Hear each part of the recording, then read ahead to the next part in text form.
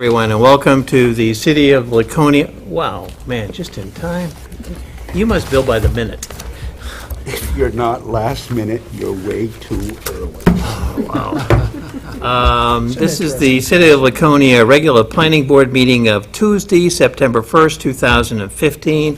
It being 6:30, we can begin our meeting. The agenda has been published and posted.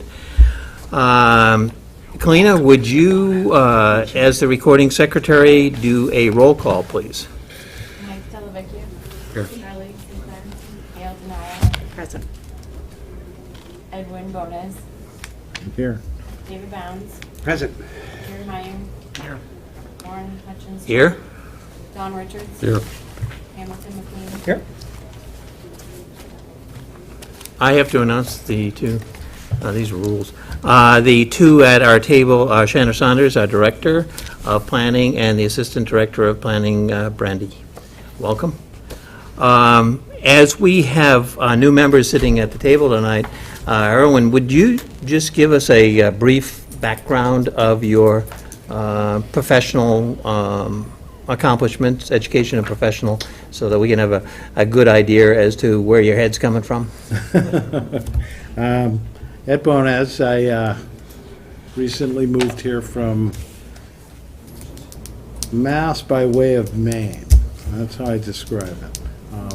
Spent the last 25 years living in Maine, moved to Mass for 3 years, realized I couldn't live in Massachusetts, and moved up here. I previously owned a real estate company and a construction company in Maine. When I moved to Mass, I did nothing but finish raising my kids, getting them into college. And then, now that they're all in college, I moved here, and we'll see what life brings here. Oh, excellent. Excellent. Thank you. Charlie, and you're new to this table. Would you give a little background of your... Really? Yes, please. From Laconia. Went to school out in Colorado and Boston. Taught school in Colorado, taught school in Boston. Worked at Boston University. Moved up here full-time in '92 with the, to take this job as Motorcycle Week. The only other education I had is I went to law school. And went halfway through that and had to make a decision between that and Motorcycle Week. So you're a half lawyer? I guess so. Oh, okay, I good. guess so. Good, I good, didn't good. know that. And there was the city council did appoint another alternate, and he's not with us. Yes, he is. He just walked in. No, that's fine. We'll need a chair. If everyone wants to scooch, Michael will pull over a chair. Should I scooch? No. I'm not screwed. He can go in here. Plan anything with this many people. If any No, of you no, want to defect from that side over to the side for the next meeting, please let me know. Or even now, want to move over, feel free to do that. So, Michael, we were just at the point of introducing new people. Could you tell us a little bit about yourself? Sure. I'm a business administrator for the Newfound School District. And it's been a long day. My payroll person left, so it's right before the first The payroll. what person? Payroll and Oh. benefits and AP, so catching my breath. So we've been working on that all day, and someone just made an offer on my house that I didn't know it wasn't for sale, so it's just been chaotic. So And I've you been live up like- on the corner of High and Highland? Up near you, Jerry. Well, welcome. We have two regular members of the planning board which are sick tonight, Bill and Jay. So in their place, let's see, Michael, you voted last time. Could I ask Michael and Charlie, you'll be voting tonight? How many alternates do you have? Three. Three. Oh, okay. And the alternates vote. You always sit at the table, you participate, you ask questions, you do as all board members do, and then you vote when one of the regular appointed members from the city council is not present. Now, there are 3 ex officio members that are irreplaceable. You're irreplaceable, David. David's one, Gail's one, and Ham's one, that when they are not here, the only people that can vote for them is if there were alternatives to the ex officio positions, which we don't have. Sounds a little complicated, but at the beginning of every meeting, I'll ask, and we rotate around among the alternates, so you all have a chance to vote. And it takes, of our group, it takes 5 voters to convene a planning board. And as you can see, fortunately, with the addition of all you people, that's excellent, because through the winter, sometimes people go to Florida.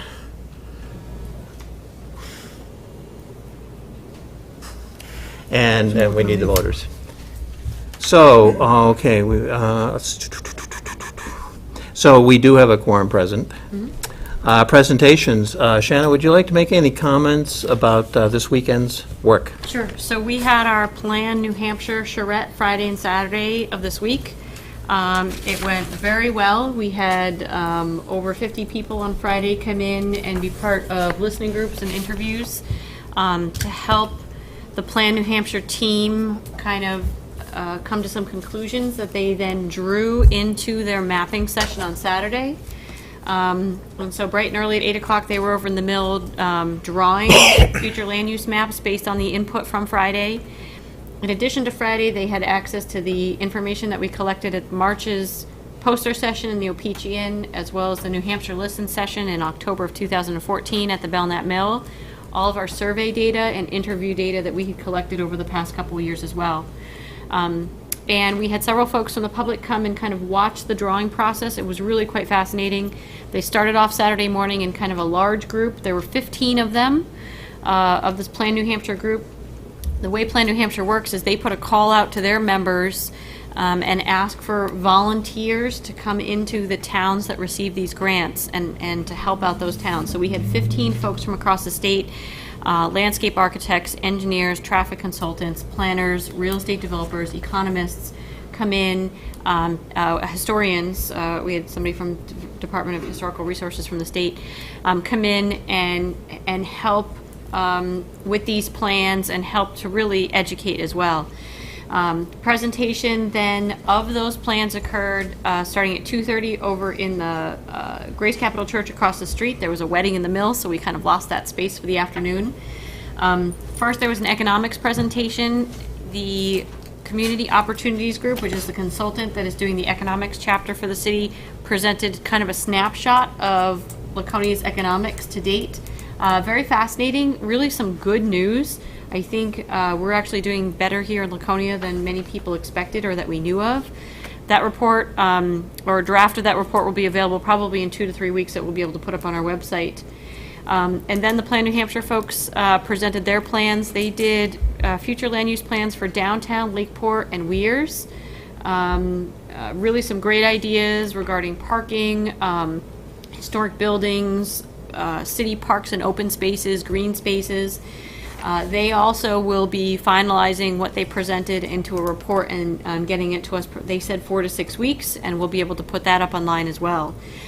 We will also be getting all of that information back out to the community as much as we can to try and get as many eyes on these things as possible and as much input on this stuff as possible, so that the final reports that get into the master plan that you guys see, that you adopt, really have as much public input as we possibly can give to them.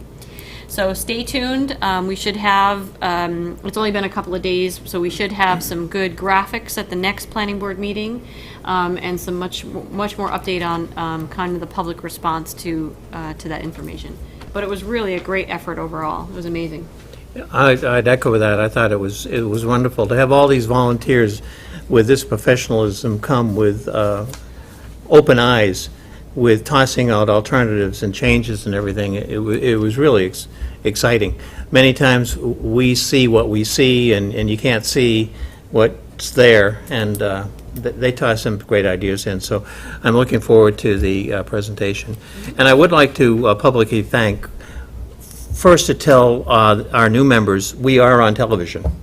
The council meetings and the planning board are on Channel 26, and so we're broadcasting live.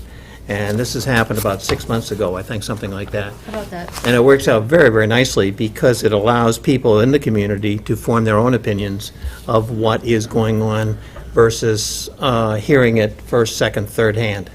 And it has not in any way encumbered any of our open discussion, but I did want you to know that. And because it's on YouTube, if at any time you want to see yourself on television, you can just go up on YouTube, City of Laconia, and click on, and you'll see yourself. Or meetings that you miss. Or meetings that you missed, yeah. Get caught up. So I would like to especially thank our mayor, Ed Engler, who was with us all Saturday for both sessions, and I thought Absolutely. that was outstanding in understanding the process that we're going through, the involvement we're going through, and hearing all this creativity tossed about. It was very good, and I do appreciate that tremendously. So, are there any other presentations? I don't believe so. Nope. Okay. Why don't we move in then to extensions?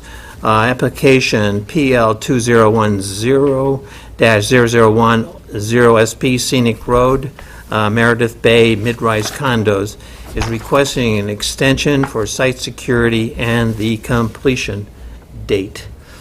Chris, would you like to explain? Thank you. Good evening, everybody. Chris Dupree on behalf of the applicant, Aqua Waterfront LLC. I wasn't anticipating this many new faces and perhaps not as much familiarity with what we're doing, but for those that aren't aware, Meredith Bay, the gated community here in the Weirs, and the subject parcel is this one here that was permitted, approved for a 3-building complex. We started in, I think, 2009 with permitting first on this site, on the old Look Off Rock Motel site, which is now townhomes. Those are fully built and sold. And at the time that we were permitting this, we started to permit this site anticipating that we would move from here over to here. Through the course of time, some construction delays, things dragged out a little bit more than we had anticipated. We also acquired some additional parcels along Scenic Road, so as of today, we now own the block from here up through to this point, so really between the two trailer parks, with the exception of one single family there. We recently completed, I'm sorry, to back up a second, as we started to acquire these and start to plan, we came up with the idea that instead of jumping in and developing 3 of these buildings at once in this entire site, that we would do a one-off building of the same design on this parcel. This is now called Bluegill Lodge at Meredith Bay. That building recently completed, and we've had our first few occupants or residents move in there. We were here last month or over the past several months, again through the result of a couple of acquisitions in between these parcels, and received approvals for an additional 8 townhome units. That's a separate condominium called Spindle View. Two of the buildings are under construction now, and we'll be filing for building permits for the other 2 next week, and hope to start those soon. So really, through the course of time, we've assembled all of these parcels. We've been able to tie them together with some common amenities and walking trails, and we still have a couple of permit issues to work through on a couple of those things, but we're applying for those now. And really, we're we're starting to install, or will need to install, some of the infrastructure on this site to service this new condominium townhome that was recently approved, which, again, we hope to start that in a couple of weeks. So, really at this point, we're pretty well set to go. We don't have building permits on this site, but that would be the one outstanding issue, and we're really kind of waiting to see how this same product that's planned for here will sell on this site. So far, it's going okay. We'd like to have a few more sales, but once we hit a trigger of somewhere in the 50 to 60% range, that will free us up to break ground on this site.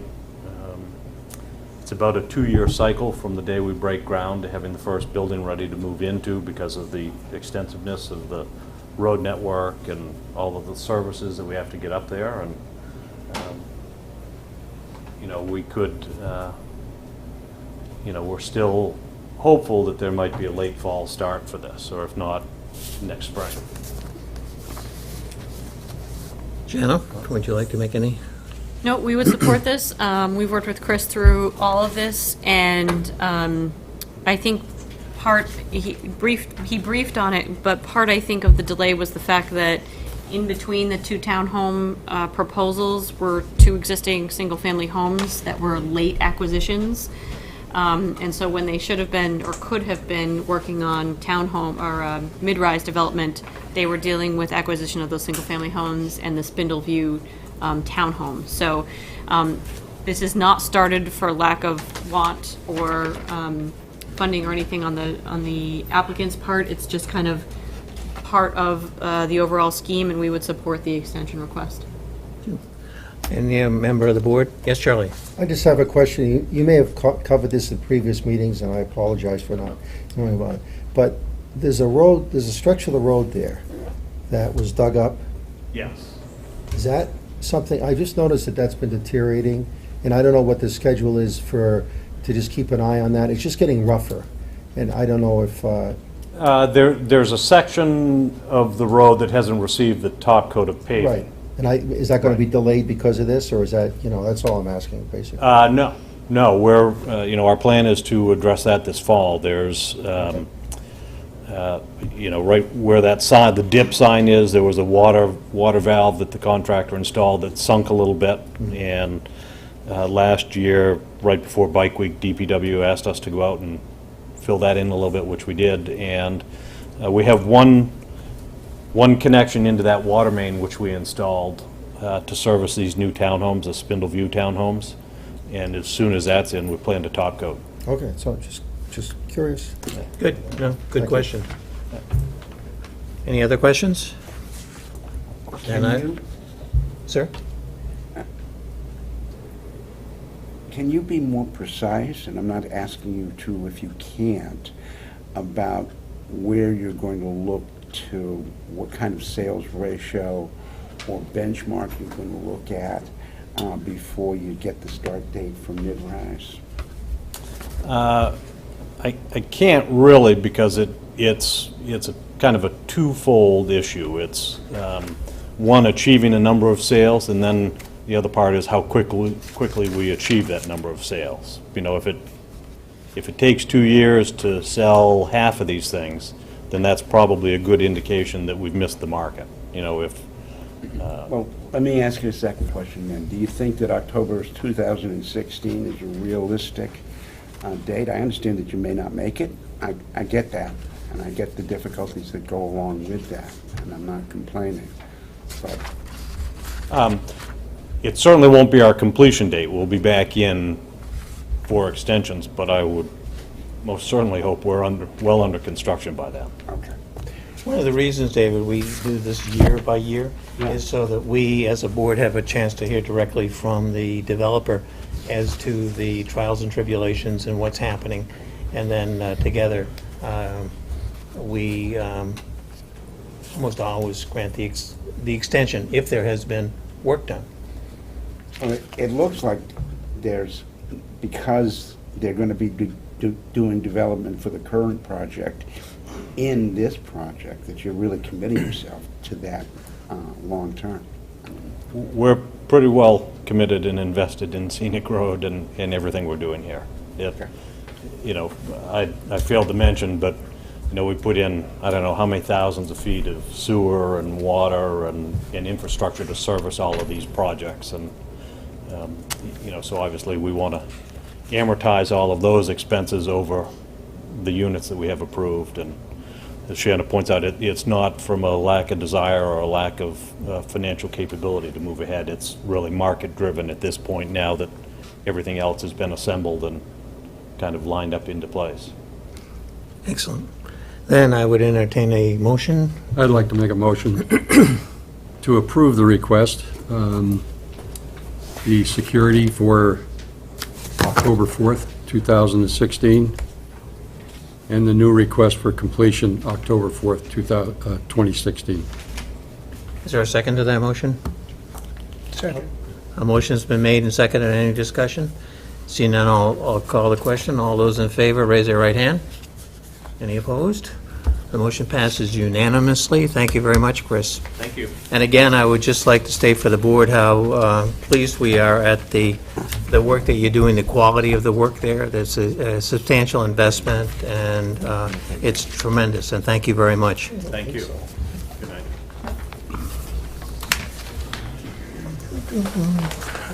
Okay. There's no continued public hearings and from before, and so I will open the public hearing portion of the agenda, and it is, what is it, 6:51 p.m.? Is that close enough? Thank you.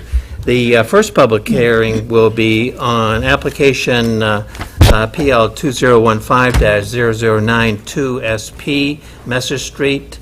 It's a proposal to construct a vehicle display area with porous pavement. First, we need to accept the application, and does the staff represent that the application is complete and ready for hearing? Yes. And I would like a motion to accept. Motion to accept. Is there a second? Second. A motion's been made and seconded. Any discussion? Seeing none, all those in favor of accepting the application, raise their right hand.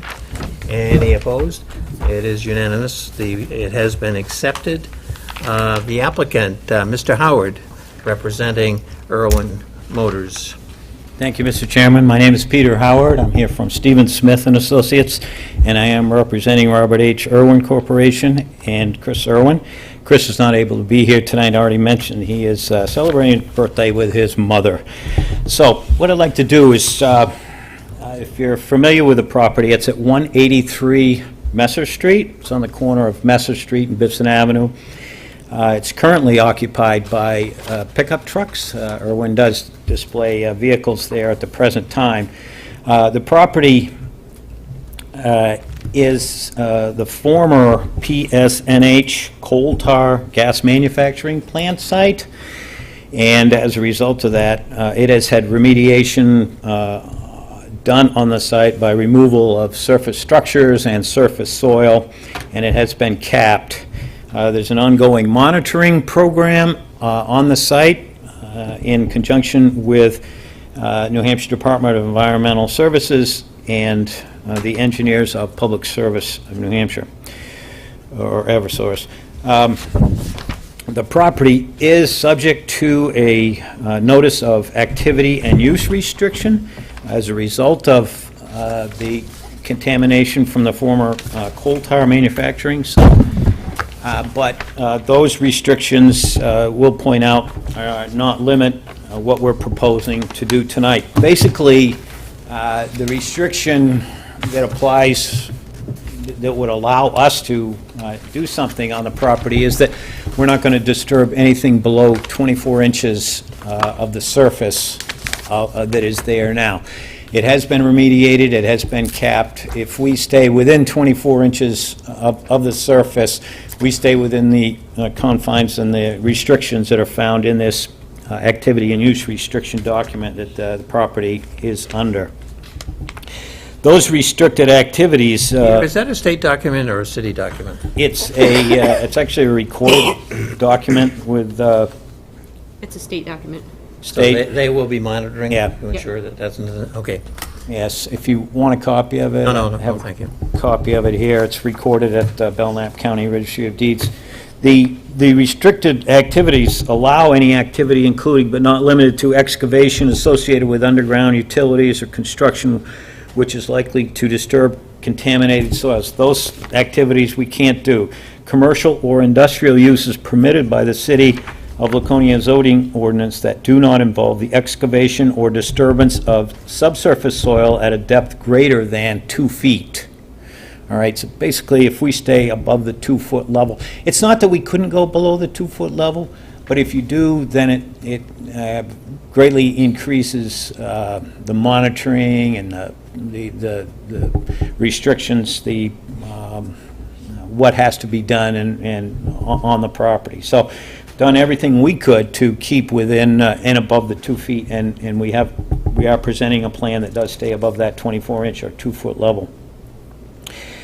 So, Public Service, or Eversource, is subject to review by the Department of Environmental Services. They have an engineering company, Weston and Sampson, that they're working with, that monitors the water, and that we have had to work with in order to come to the point of acceptance of this plan, because Public Service ultimately is the party responsible if anything should happen as a result of the further contamination from the site. So we've worked with Public Service, we're working with the Department of Environmental Services, and we're working with Irwin in order to come up with a plan that would satisfy everyone. Now, just as a matter of course, the ZBA has granted a variance so that this site could be used to allow for vehicle dealership sales and service to be allowed in the downtown riverfront district. That was received on May 19th, 2014. The ZBA in August of this year also approved a variance for the requirement for street trees in the zoning ordinance. Basically, we requested that ordinance because of this 24-inch restriction in disturbance of the site. And we have also worked with Department of Environmental Services, the shoreline protection people, because we are on the shores of state waters there. So, and we have secured recently a permit, shoreline impact permit from the state of New Hampshire for what is being proposed. Also working with the railroad, because we do abut the railroad, and I'll discuss a little bit more of that as we go along.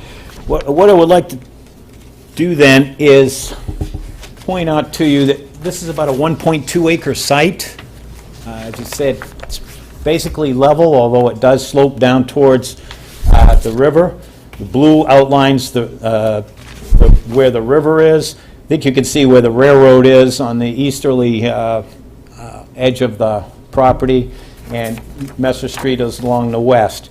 Triangular piece. What we're proposing is to construct about a 26,000 square foot paved surface for display of vehicles from Irwin Motors.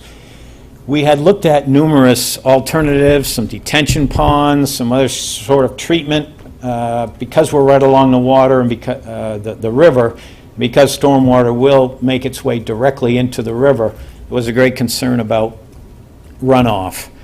We've been able to meet that need or mitigate the problems from the stormwater runoff by incorporating porous pavement over the whole site. On the drawing, the yellow highlighted area represents the outline of the porous pavement. The green around it is a fill slope. We do have to raise the site a little bit in order to accomplish the porous pavement. For the benefit of the new members of the board, could you just explain briefly the difference between porous pavement and conventional asphalt? All right. Conventional asphalt does not allow water to penetrate through it. Porous, and it consists of various sized aggregates that are coated by tar. And porous pavement, what it does is they take out the finer aggregate in the asphalt mix, so there are coarser grains that are covered by the actual asphalt, the liquid asphalt. So when it all hardens, cools down and hardens, there are a lot of gaps in the pavement, and it allows water to penetrate through it. With a porous pavement, we take advantage of the fact that we can allow that water to go through the gaps in the pavement and go through numerous layers underneath it, very specific layers that have been worked up by the Storm Center down at the University of New Hampshire. They go through a filter course, and then they go into a storage layer where they can be held before they will penetrate into the ground underneath them. So what it does is it means water that hits it basically doesn't go anywhere other than back into the ground. And we've done a drainage study on this particular soil and demonstrated that under most storm events, 50-year, up to a 50-year storm event, all the water that hits this theoretically will infiltrate back into the ground, which is a good thing. So if we had conventional pavement, all that water, that half-acre site would run off somewhere. And otherwise, we might store it underground in chambers, or we might run it through a detention pond, or we might run it through some kind of treatment swale, or some other kind of proprietary treatment before it's released into the river. Utilizing porous pavement allows you to not only store the water in the pavement before it infiltrates into the ground, but also treat it as it makes its way into the ground. So really, it's Can I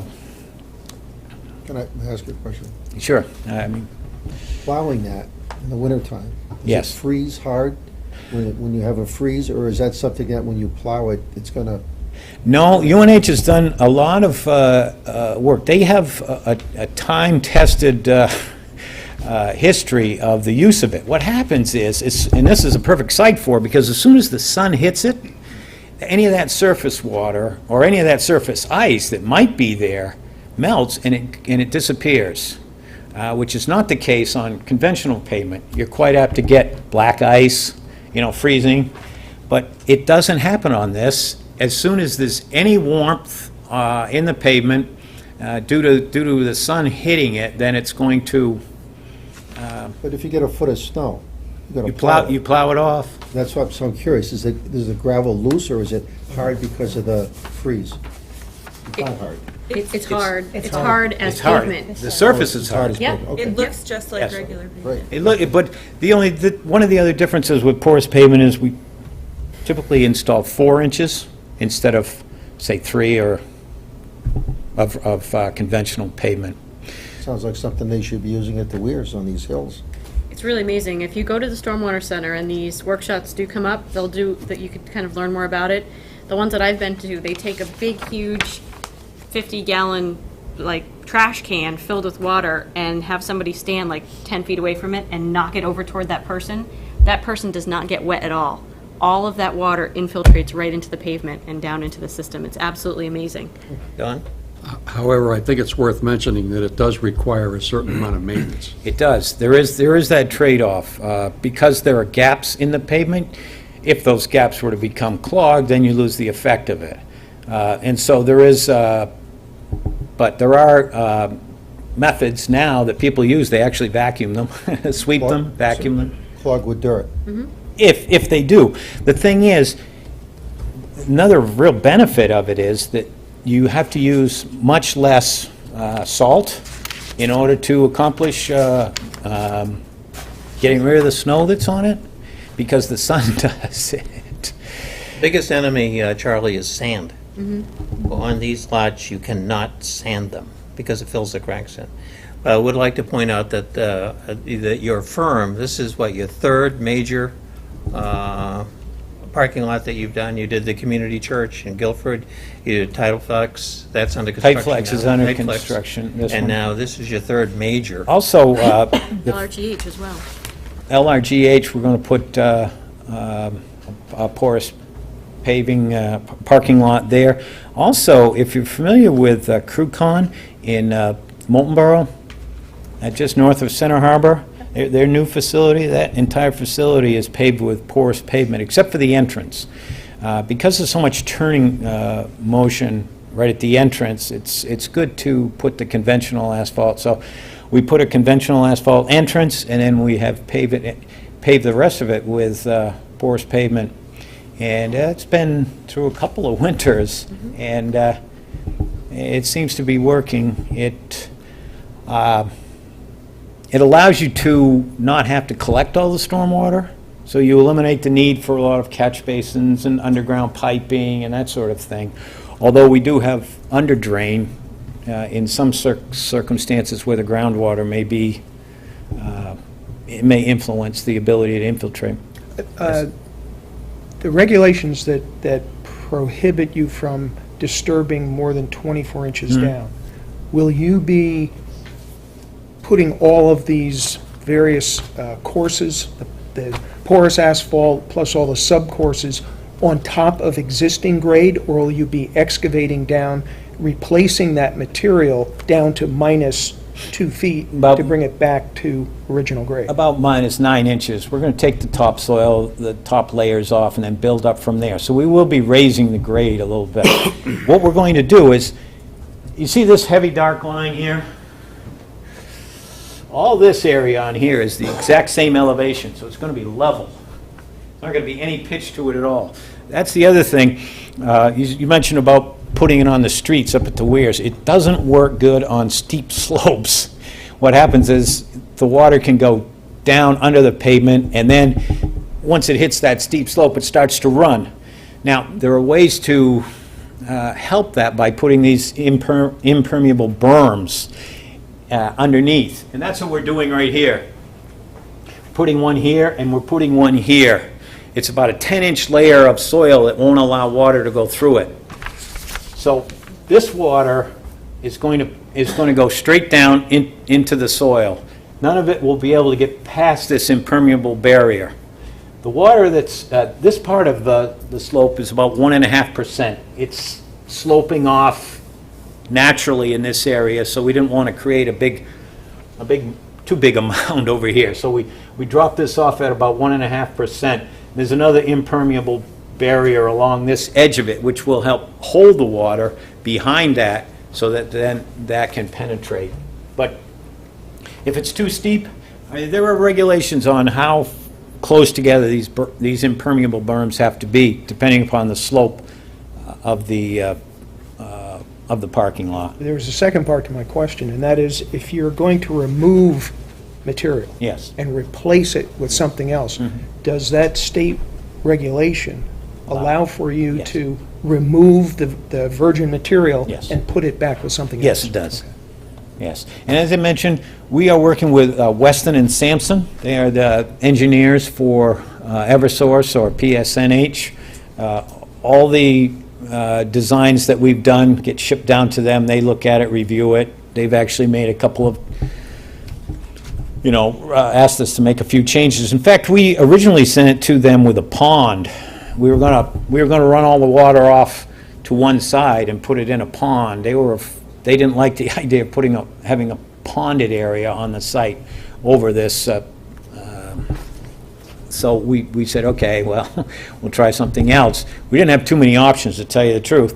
But really, this is an ideal location for porous pavement because of the exposure, because it's relatively flat, and because of the use of it. So Will they be striping the lot at all? I don't think so.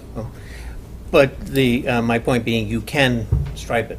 You can stripe it. Lot. It's, If they the decide to. pavement is coarser. There's no question about it. You think about paving a nice smooth wall versus painting a nice smooth wall versus painting, a concrete wall. It's a little rougher. It doesn't come out quite as nicely, but they can stripe it. It does stripe up, so you can delineate spaces. But in this case, they're going to, have the freedom to be able to put the vehicles. It's not restricted in the way that a parking lot would be restricted.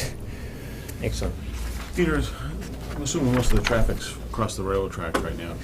Do they proceed to pursue to drive across there, or is it all? No, they have temporary permission from the State of New Hampshire Division of Railroad to cross the railroad track. There's a crossing there now. New stone berm, looks like new stone pad roughly. It looks newer. Yeah, and they have put some stone in there, but there's a railroad timbers here that allow them to cross and get in. We're working with Brian Lombard for the Railroad Division, and he has given them permission, more or less, to do this. But the problem with the site was that there was no other curb cut or access to it. And so basically, that's why we're here. We're trying to get a curb cut off from Messer Street. That's located here, which is right across the street from where the entrance is into the parking lot for the access to O-Pee-Chee and public services. So the berm's going to restrict them. They won't want to drive because of the berm you're building, right? No, you won't see any of the berms. The berms are all underneath. But I'm saying from going over, they won't want to drive over the railroad tracks because your grade elevation, you're dropping about 1.5 feet or 2 feet, right, going into the parking lot. 503 to 501. Yes, yeah, they wouldn't be able to drive over. Now, we are working with the state. We haven't shown it on this plan, but we are going to be showing it on there. The state, the railroad people want us to show a pedestrian crossing on the track for access to this lot, so that the employees at Irwin can get from this east side of the railroad track and walk over. If they're going to show somebody a vehicle over there, we need an official crossing. It's addition to the track that makes it safe to cross. So we haven't shown that on the plan yet. We're working with Brian Lombard on a location where he would be satisfied with it, and then we'll apply to them and get that onto the plan as part of the plan. The vehicles will be brought in off from Messer Street. There won't be no more vehicles crossing the railroad track. Thank you. So would Irwin's prefer to have the railroad crossing, though, if the state would allow them? Because then you wouldn't have to go around and use the curb cut and all that stuff? The railroad really doesn't want them. But they're allowing you to do a pedestrian crossing. That's why I'm stunned that they would do one and not the other. I mean, they have private crossings all over the place. Yeah. So they just say flat no, and you guys have decided not to pursue that, or is that still a? Yeah, no, they want us to they want Irwin to stop using the railroad Except for pedestrians? crossing. Okay. Well, the pedestrians, you'll be, there won't be that many pedestrians. I mean, There won't be it's, that many cars either, versus not that many trains. I just Yeah. think it's like they're putting you through a lot of work, when it seems to me it'd be a lot easier just to have a regular private crossing there and use it as needed. It's not like it's heavy train traffic through there, and worst case scenario, they could make you put up an electric crossing. right, and then there's no other emergency access to the property other than through their, their other parking lot as well, so. What was that, Don? I'm sorry. Oh, okay. Because I just think that would be a lot simpler, thing than going through all this around and the curb cuts and all that stuff, because personally speaking, a curb cut on that stretch of Messer Street, this traffic moves right along there. It's pretty muddy out back there. I would think that they would rather keep their cars clean and go in off the pavement, honestly. If you walked out back there, it's Well, I'm not sure they paved right could- up to the railroad Right, tracks. but I'm sure they could fix that with the porous stuff too, maybe. But anyway, okay, thank you. How long has this porous stuff been in use, the porous pavement? Down at the University of New Hampshire, they have the Stormwater Center. They have had, I don't know, 10 years, I'd say. Yeah. Because I'm just thinking, what happens when it fails? Your option is to, Replace it. that's it, Yeah. you tear Yeah. it back up, okay. But this isn't the first application in the country. Down south, there's a tremendous amount of porous pavement that is used. And so UNH has really pioneered in a cold weather environment. Yeah. And it is a seminar that, I went up and took that seminar. It's absolutely fascinating. And when the city has a policy that as these educational opportunities come up for board members, that they sponsor the board member if you want to go. Perfect. Shannon mentioned that she saw a garbage can or a barrel tipped over on it. I saw her, when I went down, they demonstrated it with a concrete mixer, one of those great big, mixers. They had it full of water, that thing, and they poured water on this thing like, and it disappeared. Now, it goes through, that doesn't mean it instantly goes into the ground. There's a storage area under there, so that depending upon the infiltration rate of the soil, and that determines whether, how thick those layers might have to be. But the idea is that it would infiltrate back into the ground. Thank you very much. Would you like to continue? We'll mention, we did get a variance for the requirement for street trees as a result, because of this use restriction on the property. We're not proposing any lighting because they don't feel as if they need it, for one thing, and also because of the penetrations into that below the 24 inches that would be required to support the light poles.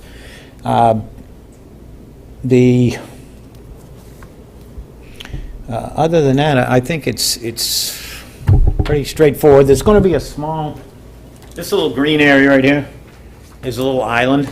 They have a flagpole there. They're going to keep the flagpole, put a little wall around it, and they're going to continue to light it.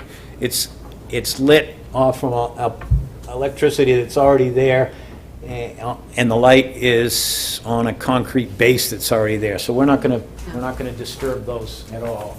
Don? Just a question, you say they're not going to have any lighting.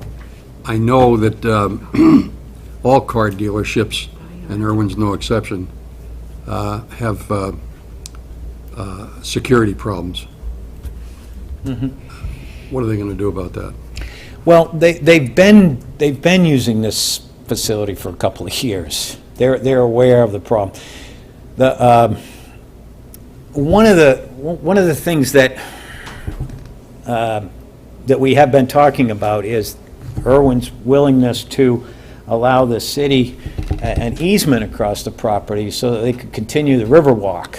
It's actually going to close a loop to allow, a trail across there. And of course, the young people use it coming from middle school.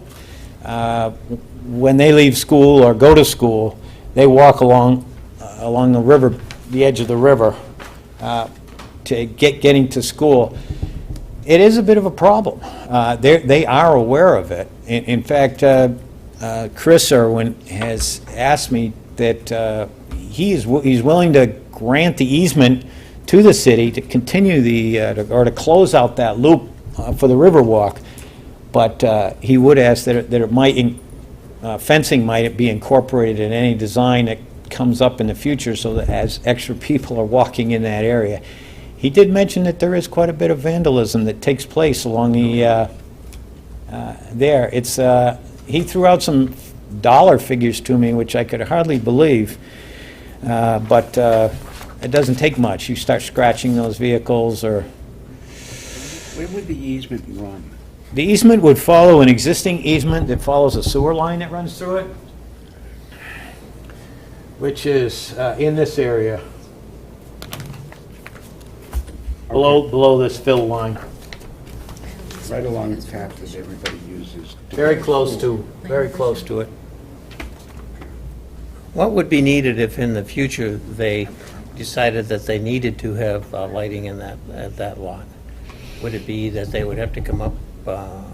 They would simply come back for a site plan amendment. We would look at it probably even, or talk with them even before they submitted it. If it was minor enough, it would be something we could approve administratively, as long as it met our regulations.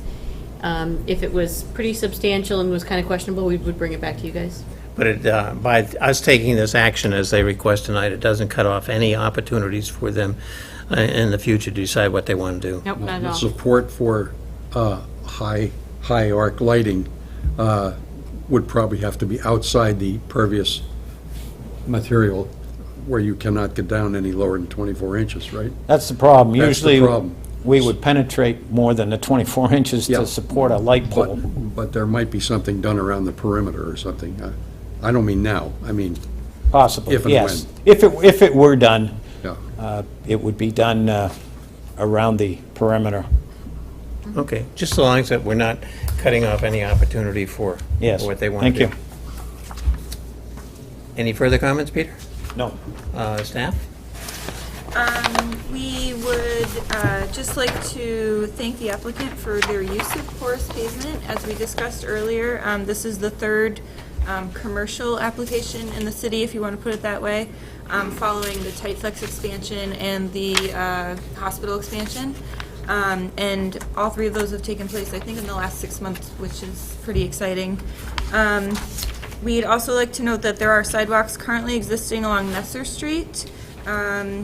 Any damage to the stamped and colored pavement installed along the WOW Trail, because that's what that part of the sidewalk on Messer Street is right now, would have to be repaired in kind after the construction. The stamped and colored pavement would not extend to that driveway apron. We also are requesting that silt socks are utilized in the overflow trench until stabilization occurs. Silt socks are a standard practice that we recommend. We are also recommending that a porous pavement maintenance plan be posted in the business office to remind employees that this porous pavement area is to be treated differently than the rest of their paved areas. As you heard earlier, it does take a little different kind of maintenance.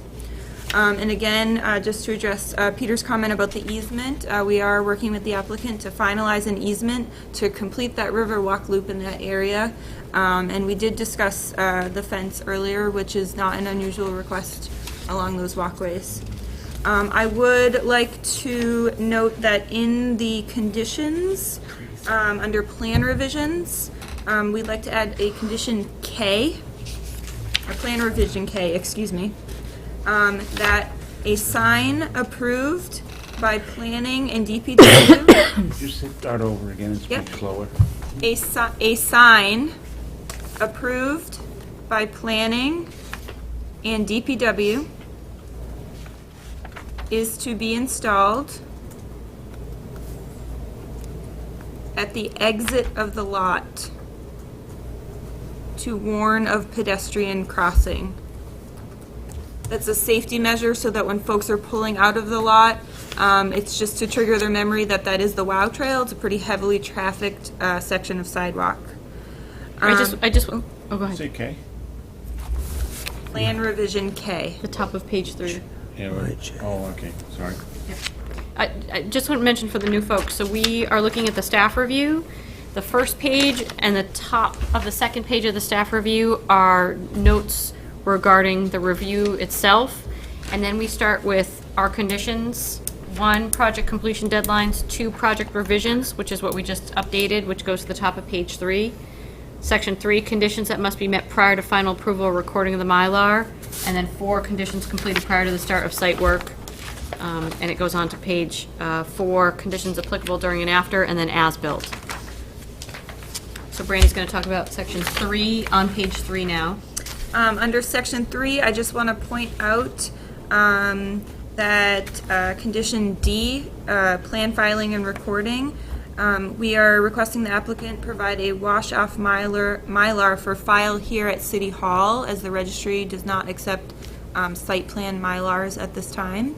Usually that would say for the registry of deeds, just in case you notice that difference, it says City Hall. We would also like here to add a section H. We did hear from the DOT Rails division today, and they are requesting what I will call section H, that the applicant obtain DOT Rails approval for a pedestrian crossing.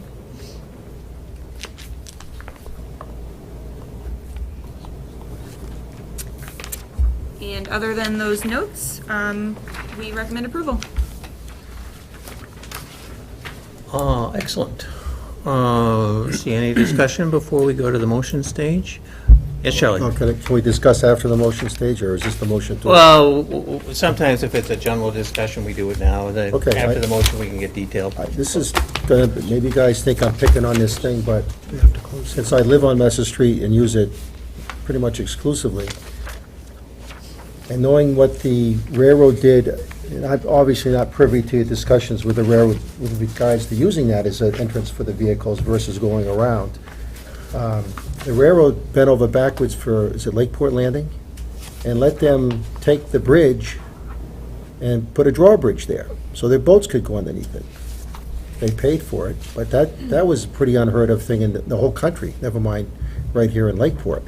And I'm just thinking of all those cars going around and having to make that left turn into the parking lot.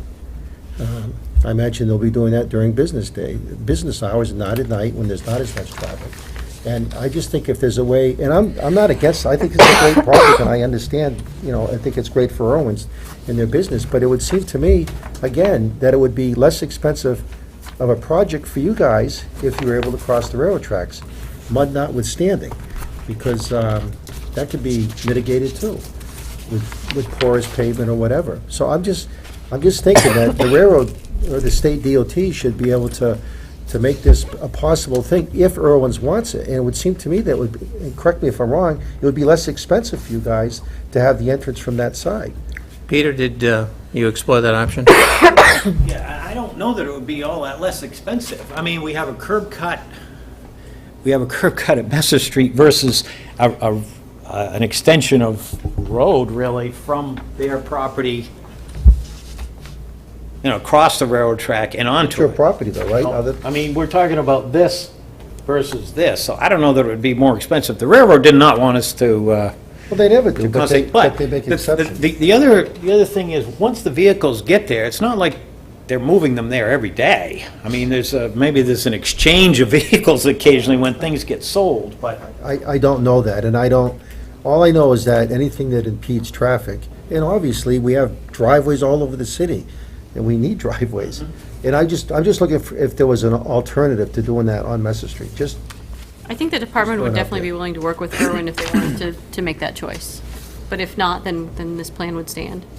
I mean, if they have no interest in doing that, but I just thought it would be, I didn't want it to not be happening because somebody, a bureaucrat at a DOT rail said, oh, no, we can't do that. Okay. Could, where this is a public hearing, are there any abutters to this property that would like to speak to this application? Seeing none, are there any taxpayers in Laconia that would like to speak to this application? Seeing none, then it is 7:26, and I'll close the public hearing and then move to motion. Is there a motion?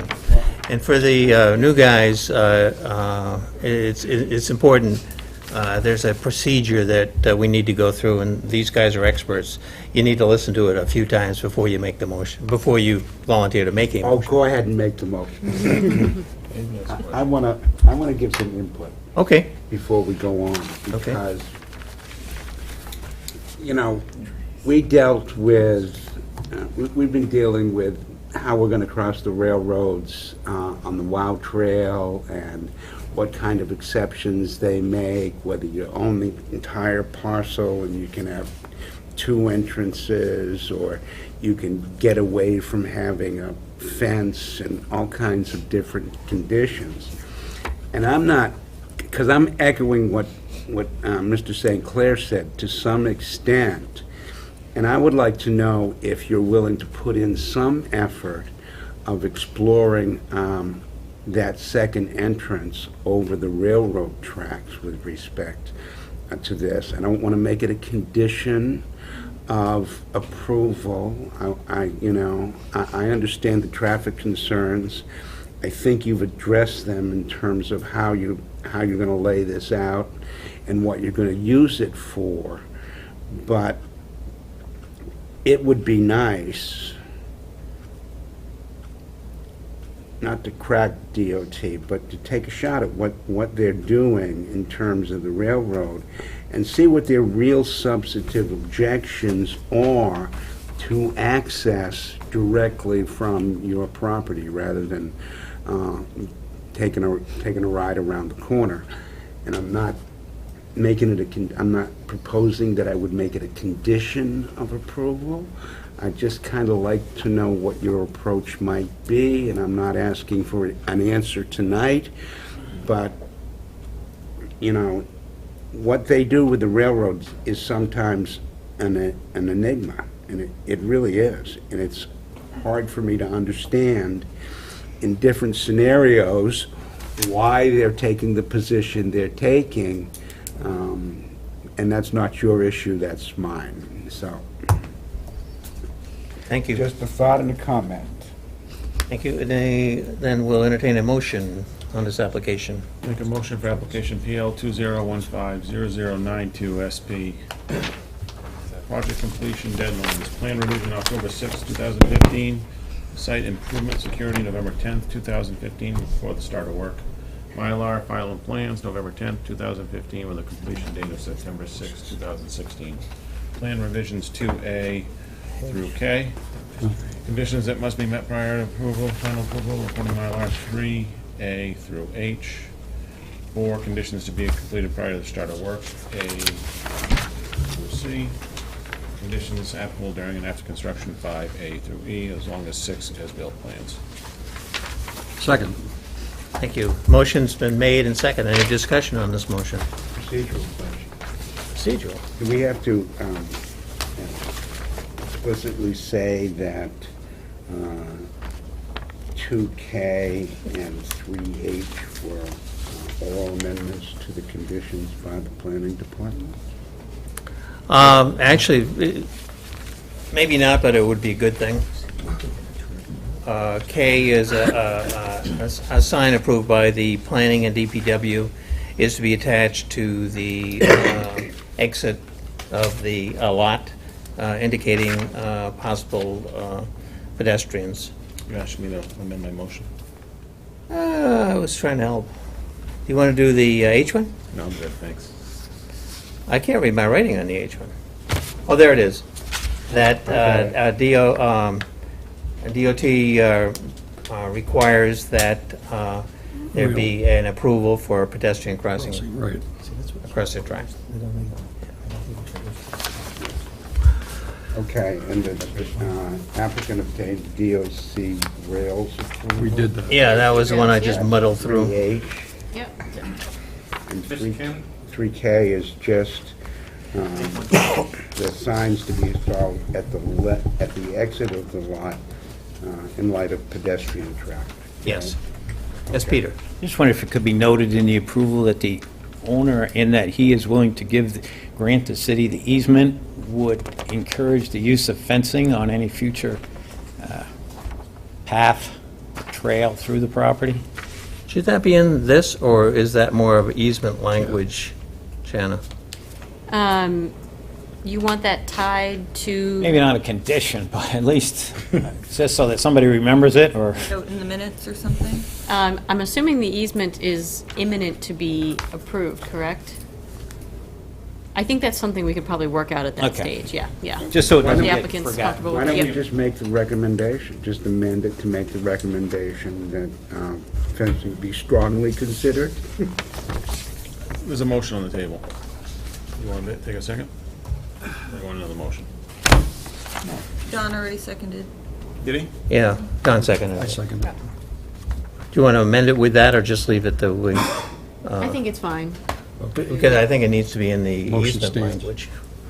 Your, Your motion stands. and I Second For the stands. benefit of the applicant.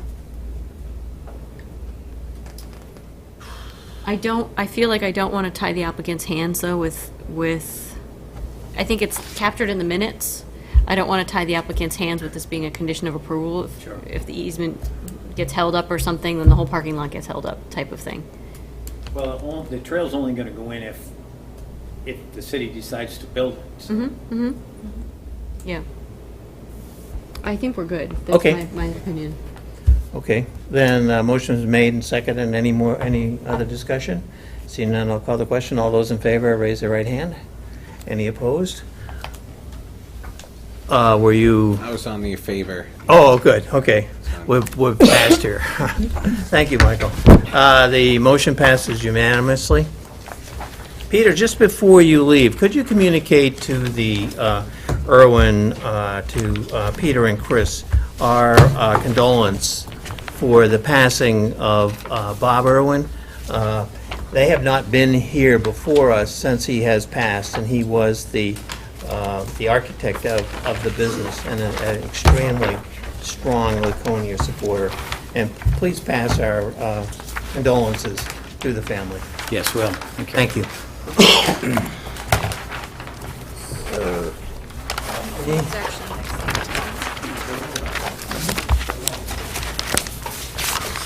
For the new people, one of the reasons why we get so picky on the language and the reading of it, so that it is in the record, not only on YouTube, but in the record and in the minutes, is that applicants, if they disagree with the decision of the planning board, their right to recourse is to Superior Court. It does not go into the political process in any municipality, and this is true throughout New Hampshire.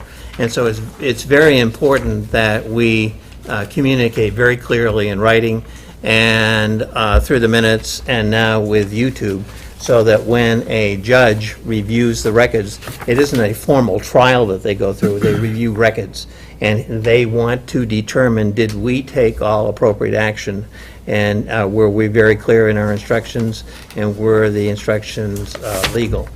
And it does not happen very often, and I will say, I don't, in your time, Don, have we been overturned? I don't think so. Not in the last 10 years. And it's because we pay attention to the details and we get it in writing and communicate it clearly. And that's why when it gets into this tricky stuff, and that's why you have to read the dates and you have to read the things like that, because that gets it official. Okay, the next one is application PL 2015-0103SP, an amendment 155 Court Street, and this is a public hearing, and I declare it open at 7:36. With the, we need to accept the application. Is the application complete, ready for hearing? It is, yes. I would Motion like- to accept. Is there a second? Second. Motion's been made and seconded. All those in favor, say aye. Aye. Any opposed? Then we can proceed. The applicant, would you like to make a presentation? Oh, you again. Okay. Peter Howard again, Stephen Smith and Associates, and Mike McCarthy is here. Also, he's the, actually, condominium president for the Faircourt Plaza condominium. This plan, I've got a couple plans up there. We were here before you last year. We got a plan approved, site plan approved for Faircourt Plaza. That's the plan on the right. Since that time, it's been under construction. You're probably familiar with the fact that Dollar Tree is now pretty visible and getting close to opening. That is, this is Fair Street, Court Street, Cook Court. This is the Dollar Tree that's under construction. That's the same over here. This was a plan that we had gotten approved in 2014. At that point, Dollar Tree was going to go in here, and Mike McCarthy didn't have specific clients that were going to lease these areas or have that part of the condominium.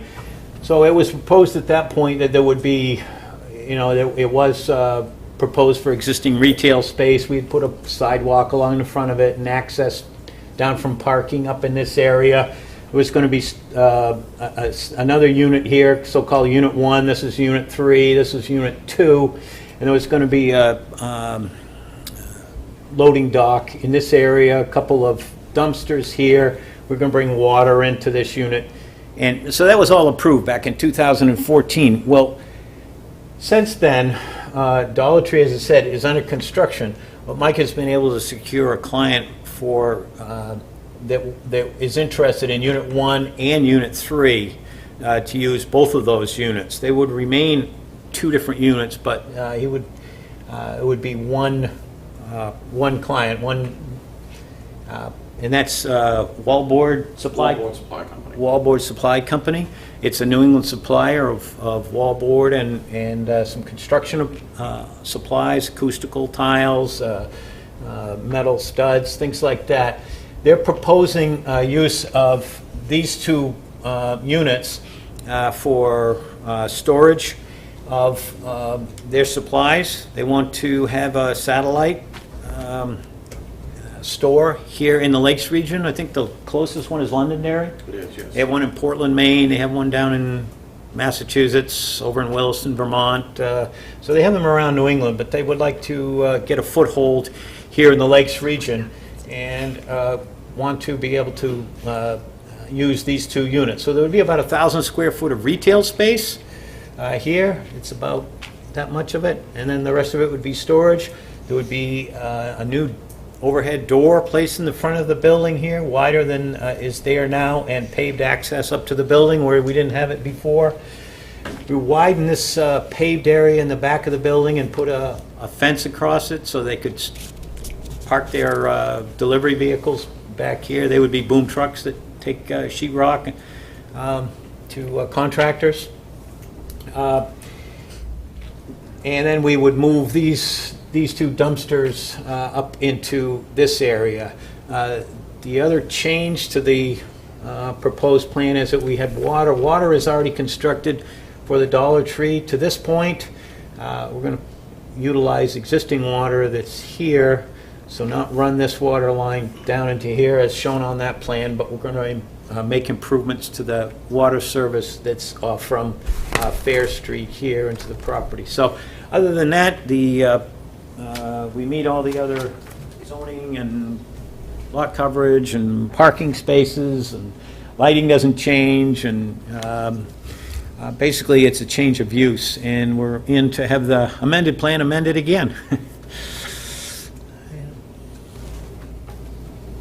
Thank you. Stan? So this application originally came to the TRC, the Technical Review Committee, which is the staff level reviews that we do, proposing to merge units 1 and 3, in essence eliminating unit 3. But then they realized this merge was not actually necessary or to their advantage, so we worked with them and they decided to just physically merge units 1 and 2, so this is not a subdivision amendment, it's only a site plan amendment. We just wanted to note that. So technically units 1 and 3 are two separate units, they just won't have a physical wall between them. We'd also like to note that the intersection of Court and Fair Street was reviewed under the previous proposal.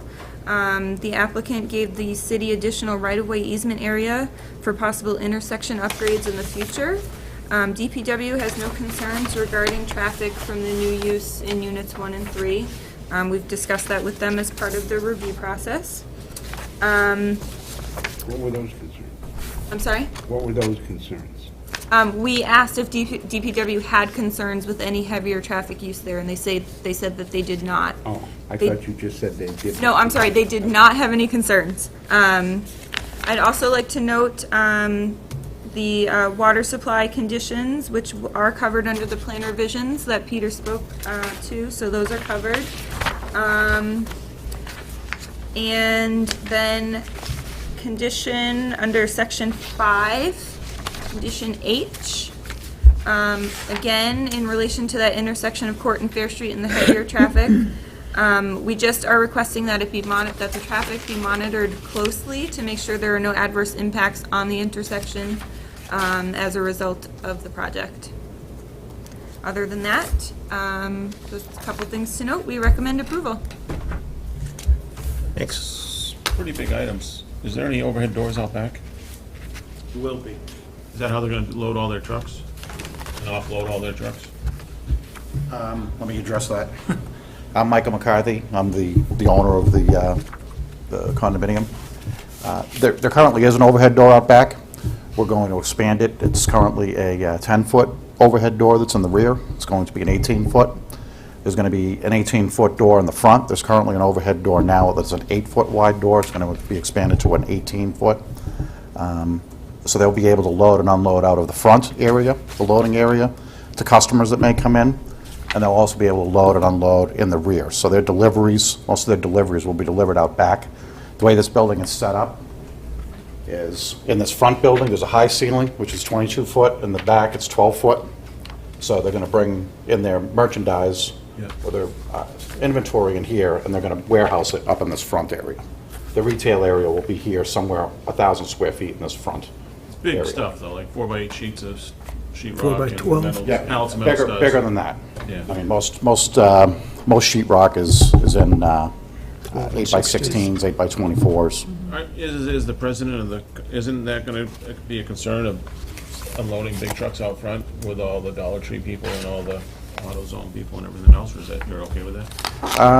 They're going to have their own loading zone. Most everything, except for the outgo, will be in that loading zone that is here. So there's a 25-foot wide loading zone that's specific to them. Advanced Auto has their loading zone here.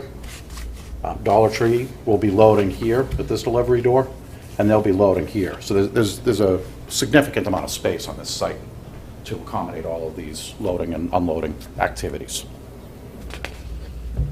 Peter, how wide's the 18 feet? Is that the wide of pavement in front of that, going into that overhead door in the front? It's 25. 25 feet. 25 feet, okay. It's an 18-foot door, 25 feet of pavement.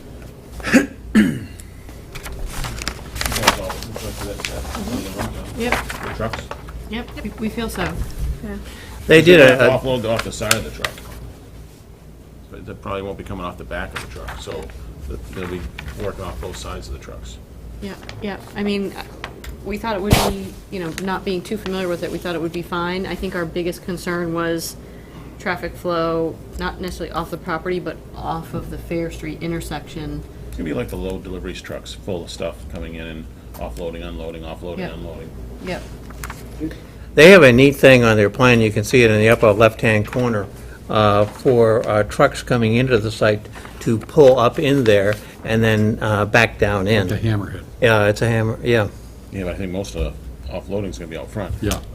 Because the He was, higher ceilings are here. So all the big stuff, all the big bulk items, are gonna be coming off by a fork truck, brought into the front. This is for You the, think that's right?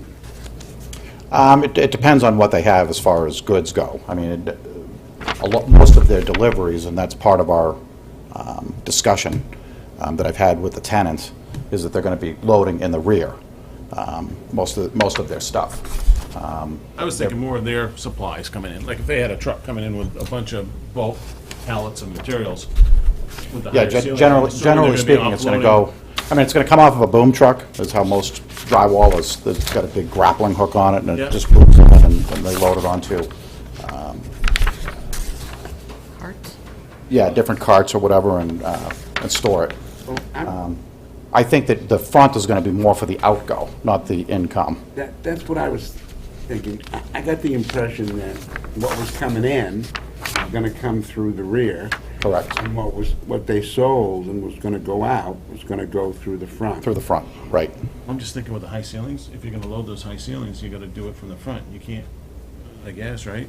And there may be times in the winter that I've had discussions with the tenant, they're not going to heat most of that warehouse area, that they're going to park their trucks on the inside of, they can pull their trucks inside that building, and either leave them there overnight, because the ceilings are high enough, there's enough space inside that building to be able to do that. And so they may load and unload right inside the building. No, I was just surprised, I was caught off guard. It just seems like a really congested area for this type of product, but that's just my thought. I mean, Advanced Auto, they come in with a tractor trailer, they take a bunch of boxes off, put it inside, and away they go. This is just a lot bulkier items. I wouldn't be surprised if they offload it with a forklift outside. Unless they're gonna bring that truck in and start the crane up inside, and I just don't see that, maybe, I don't know. From what I've seen of their operation, most everything is done with booms, not tractor trailers. Well, when they're offloading it to customers, yes, but I'm thinking when they're moving their bulk material in to be staged to go out on deliveries, they might be offloading a forklift, I don't know. I would think part of their business plan, though, would be not to try and block the front of their store and inhibit their pedestrian retail room. Just so. seems, like I said, congested, I just surprised. It's a very large area out there in the front of that building. It is. Yeah. And we're gonna have, it's gonna be 25 foot wide as far as a loading zone. I'm very, the advanced auto lease is very specific as to what can and cannot be in that plaza, and I have to be very careful to work within the confines of that lease. Well, you're the That's, right guy, I mean, you're in charge of the whole place. That's I was right. just surprised. So, I wouldn't, I've looked at the impact of it Yeah. very closely. I've visited their operations before I've gotten in any discussions or working a deal with them. I think it's a great use for that space. It takes one tenant, uses up the whole thing. It's not really great retail space because it's hidden by all the other buildings now, so it's not going to attract the type of retail tenant that I necessarily Trade, want just to rent trade. to. The select trades will have a place to go, right? Yeah, I mean, their operation is going to be more like a Laconia Electric, where you walk in, they don't necessarily have a showroom. You and I, we're not going there to look at drywall, but if I'm going in there, I've got a project going on in my home, I need 25 sheets of drywall. I walk up to the counter, the guy says, takes my order and, delivers it out to me. Their primary competitor, if anybody's familiar with Blue Rock over in Franklin, that's kind of what they do. So is there going to be any impact on drainage? Because remember, we had this issue brought up by an abutter Right. the last time you were here. I don't know if you were here. I was. I'm old, you see now, and I forget. Yeah. But he was very concerned about the drainage issue, and I think at that time he tried to adequately address that, and we had addressed that. So my question now is, are we going to impact the drainage in any way? We're not creating any new asphalt here or anything like that. No, I mean, as you can see, by the side-by-side, with any of the pavement that was lost behind the building, they've actually bumped out the green space in the front of the building, so it's, Well, we're creating a little more pavement out in front. Are they, I'm sorry, Can I address some of the drainage? Yeah. What we did to take care of drainage, the original plan, we put an infiltration basin right along the edge of the pavement here. That was a 3-foot wide area with stone. It's very porous soil in this area, and so water that would run off this pavement into this stone would infiltrate. We also had some infiltration areas here. We lost those infiltration areas, so what we've done is we've extended that infiltration basin on this side of the pavement all the way down to the edge of the building. So now there's a stone line ditch all along the edge of the pavement here. This water is going to get into it and will be able to infiltrate. Also, here we had a couple of infiltration areas. They were little, actually depressions. We're substituting those two. We only had two smaller ones because there was a walkway between it, because we didn't know exactly how this retail space was going to be divided up. Now that we do know, we're going to put a depressed area in here where water could infiltrate. It's actually a little raised catch basin, so the water sits there, can infiltrate into the ground. If it rises too high, it will get into the catch basin and then work its way out into the street. So that's how we've looked at the drainage, try to address runoff. Has anybody raised any concerns about that? no, DPW, the Conservation Commission technician, both took a look at it, as well as Shanna, who's super experienced with that, and no one has any concerns. It's in keeping with the previously approved stormwater management system. Ham, do you have I can remember the gentleman that came in, he was very concerned, not just about the drainage, but also about the view. I remember him saying, apologizing, it's not much of a house, but it's his house, it's his major asset. He's right backed up against a commercial development that was originally designed for, I assume, customer walk-in through the back with customer parking but now there's going to be truck traffic and outside storage, outside, on the left-hand version, that's going to be chain link fenced outside storage. That's different than what we originally approved. Where that butter's house is closer to the building itself. Correct. The pink portion of it. The parking lot in back, in fact, on the other side is a... Pardon me? Hebert Foundry. Boundary. Yeah, it's a large paved area with a tractor-trailer on it. And so it's very unattractive, but it is not Mr. McCarthy's issue. And if I can briefly address some of the drainage issues, that other house is right here. So as far as his view changing, it really isn't going to change. In the old plan, we were going to have access. This was not going to be used as retail. This was still going to be a warehouse. That was the old plan approval, because this is two buildings. This had been one big, huge commercial building that went all the way up to this point, and I demolished it. So this was basically still tractor-trailer access. Was it? Into the rear of the building. So that's what that space was going to be used. This was approved for 3 retail units. This is about 6,800 square feet here, and that was what I was going to do, was split it up into 3.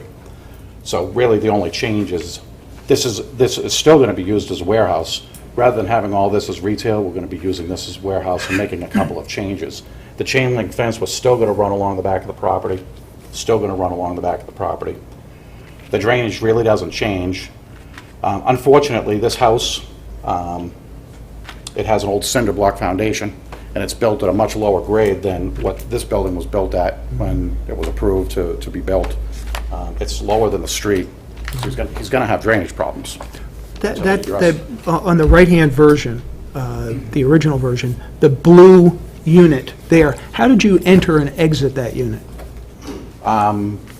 There's a man door. You can enter it and exit it, and there's a big overhead door. Oh, so that was almost like, I won't say dead storage, but it was not designed for a walk-in trade. No, what my intent on that was going to be would be somebody that wanted to operate a small distribution center. Got it. With tractor trailer going in and out, and at one point when this building existed out in this direction, I had an electrician that used space, so it was kind of my thinking as to what that space would have been, because it really is, it's hidden away, it's not real useful space, except for something like this. Thank you. Does the board have any questions more at this time? And what I'd like to do, are there any abutters that would like to address the board on this application? Are there any other taxpayers in Laconia that would like to address the board on this application? Seeing none, then I will close the public hearing at 7:56. Excellent. Any general discussion before we get into the motion stage? Then I would like to entertain a motion on this application. All right. I move that we grant a conditional approval with the following conditions. 1, project completion deadlines, plan revision You October got to say 6, the number of the 2015. Did you want to add something? No. Well, we start off with the application Application number, the PL 2015-0103SP. That's Just a formality, but you got to do You're doing good, David. Keep it up. I'm going to remember that next time, okay? Could you speak up just a smidge too? And Jerry, I'm sorry, I know you don't like your microphone, but if you could, thank you. Conditional approval for application number PL 2015-01-03SP. Project completion dates, 1A, plan revision October 6, 2015. Can you hear me now? Yes, thank you. Loud and clear. B, site improvement security, November 10th, 2015, will be before the start of work. C, Mylar final plans, November 10th, 2015, completion, D, completion September 6th, 2016. 2, plan revisions A and B. 3, conditions that must be met prior to final approval or recording of the Mylar.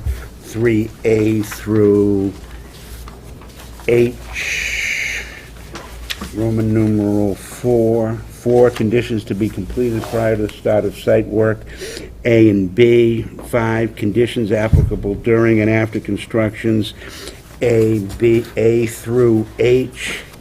6, as-built plans. Am I Yes. done? Good, yeah. That was outstanding. You get an A on that. No, it wasn't. I missed the application. Oh, Hey, geez. man. I'm so embarrassed. You're a newbie, you're a newbie. The motion's been made and seconded. Any discussion on the motion? Seeing no discussion, I'll call the question. All those in favor, raise their right hand. Any opposed? Motion passes unanimously. Thank you. Mr. McCarthy, just before, when we were on site today, you were making some comments about the process and working with the city. Would you help us understand? I've enjoyed working with the city. I mean, I try to follow the rules. I mean, it can be arduous at times through the initial application process, but Shannon's been great over the course of the years that I've had. You know, I've had a lot more changes at the site than I ever anticipated when I first got involved in it. But I've had great experience working with the city. I know some people complain about it, but I think that if you follow everything and you're doing things to the benefit of the city, then I think the process works well. Well, you've done a magnificent job on that site, and we surely hope that you find other properties like that you will want to develop in the city. I will, and thank you very much. Thank you, sir. Have a good night. See, you should have done that. It would have been flawless.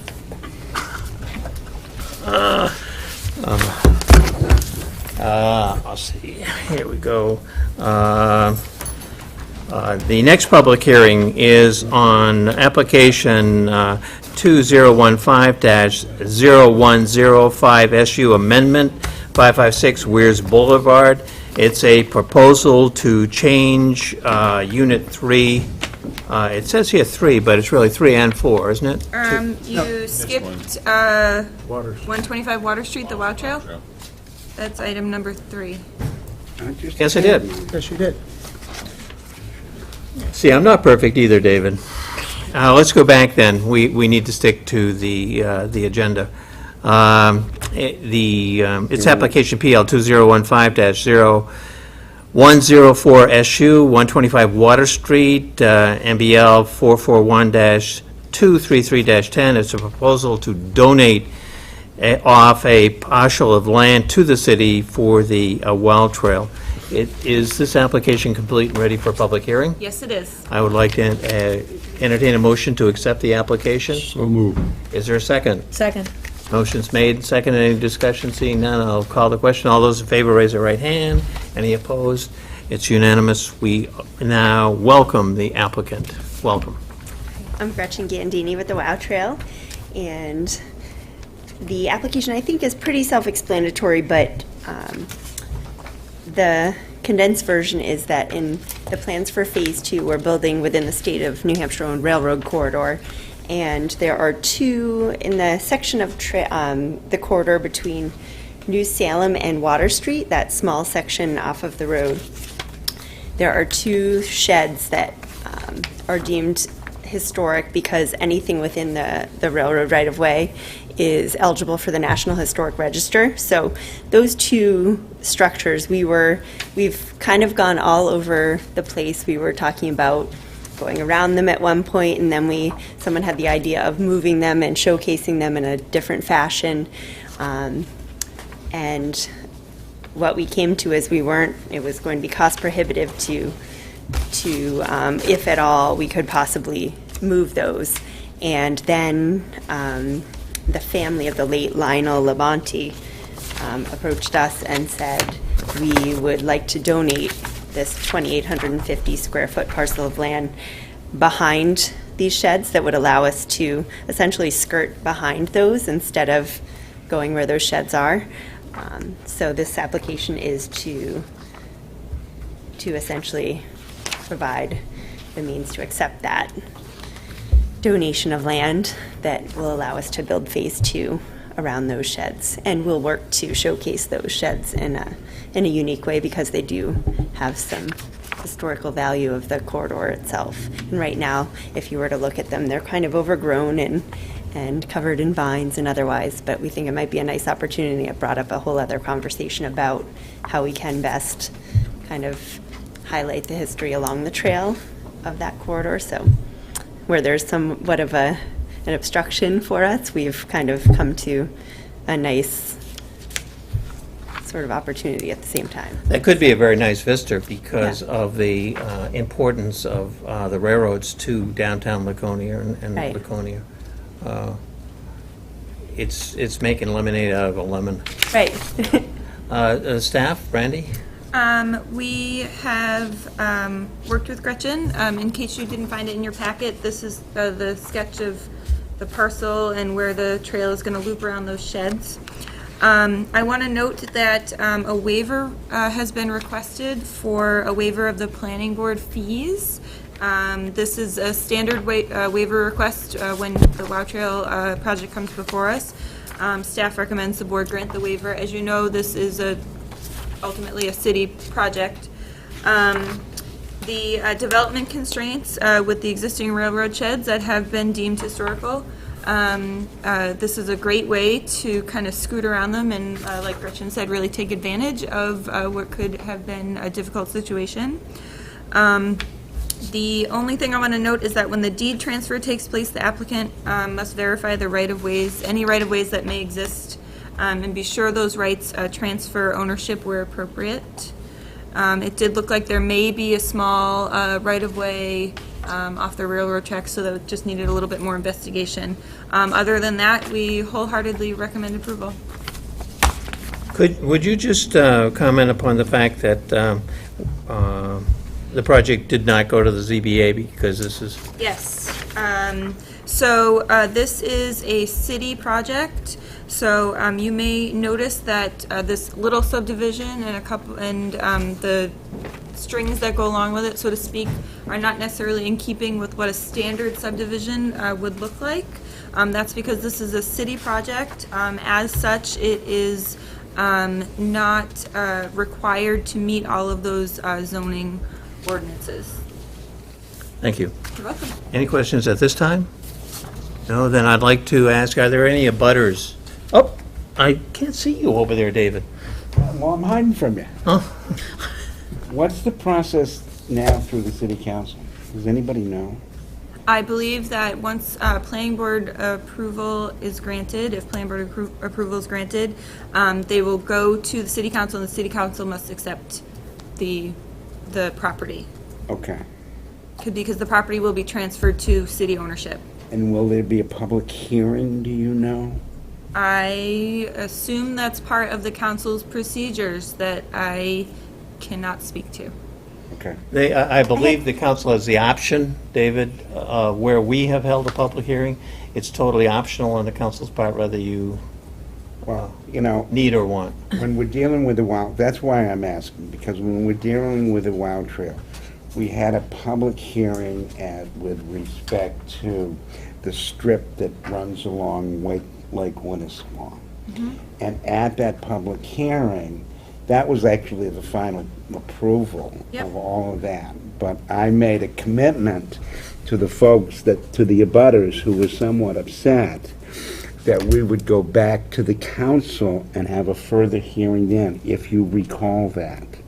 So I want this to come out of here, at least with my recommendation, and I hope with the recommendation of a consensus with respect to this board, that we forego the process of, or that the council considers foregoing the process of just accepting it and doing it, but rather go to a public hearing first, because I've made that commitment to the folks down along Court Street. And while this is different, I just want everything we do with respect to the WOW Trail to be as public as we can get it. It's totally your prerogative, and we respect it. Okay. Okay, abutters, are there any abutters that would like to speak to this proposal? Sir, from your company, would you like to make any comments? Oh, you're too young to do that. Us old guys, grown. My doctor says I got a 60-year-old back, so we'll see. Oh, My name's Michael Buell. I'm the manager of Stratum Tire on Water Street here in Laconia. Denise Littlefield would have been here. She had a scheduling conflict, so she couldn't be here. She asked me to be here in her stand to answer any questions to the best of my ability, and she said she is willing to progress with this and go along with it. She is proud to help the town out and do what she can. that's excellent. Thank you. Any questions to the donor? Just so we're clear, you're in favor of this, right? Yes. Okay. Outstanding. Thank you. Are there any other taxpayers in the city of Laconia that would like to speak to this application? Seeing none, then I will close the public hearing at 10 minutes past 8. Any general discussion before we, what we'll do first is that we need to vote on the waiver request. We always do waivers first. Then I'd entertain a motion. Motion to approve the waiver. Is there, motion's been made and seconded. Any discussion? This is to waive the fees because we don't charge ourselves. Then I'll call the question. All those in favor? Aye. Any opposed? The motion passes unanimously. The waiver's been granted. Then for the motion itself, I'll move application PL 2015-0104SU. The small subdivision to allow for a small parcel to be donated to the city for the WOW Trail. That subdivision is subject to, the completion deadlines, plan review, none required. Site improvement security, none required. Mylar final plan, September 6, 2015. Completion, September 6, 2015. Plan revisions, none. Number 3, conditions that must be met prior to final approval or recording of the Mylar, A through C. Number 4, condition to be completed prior to the start of site work, A. And we missed number 5 somewhere. But as of this, number 6, as-built plans. good catch. Second. Motion's been, We missed number 5. No, we need to amend the final plans and completion date. I apologize, the date for the final plans should actually be October 6th, 2015. Yeah. And the completion should be September 6th, 2016. So it's 2000. 9/6/2016. that would have the plans final after the completion of the project? No, the 2015. October Six. 6th, 2015. Oh, okay. Yep. Right. And then just a year change on the To completion. 2016. Yes. Do I need to reread those? Yes. Okay. I apologize. So that's okay? Okay, so, application number PL 2015-0104SU. Just the dates. The project completion dates, Mylar final plans, October 6, 2015. Completion, September 6, 2016. Then conditions 3, A through C, 4, and 6. What should we do about 5? There's no 5. You can note that there's no 5, or you can amend to change condition 6 to number 5. What is your pleasure, sir? We can note that there is no number 5. Okay. Thank you. Second.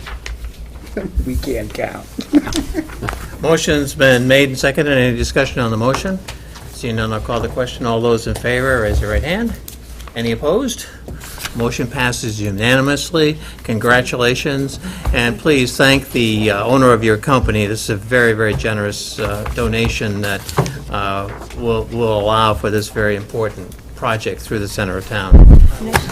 And I should note that part of the donation as well, as I know we've talked a little bit with the family about a granite bench memorializing the late owner, and a garden there as well that will sort of, there's not really much to that area right now, so it should really make it a nice little spot for, That'd be wonderful. so. Lemonade out of lemons. Thank you.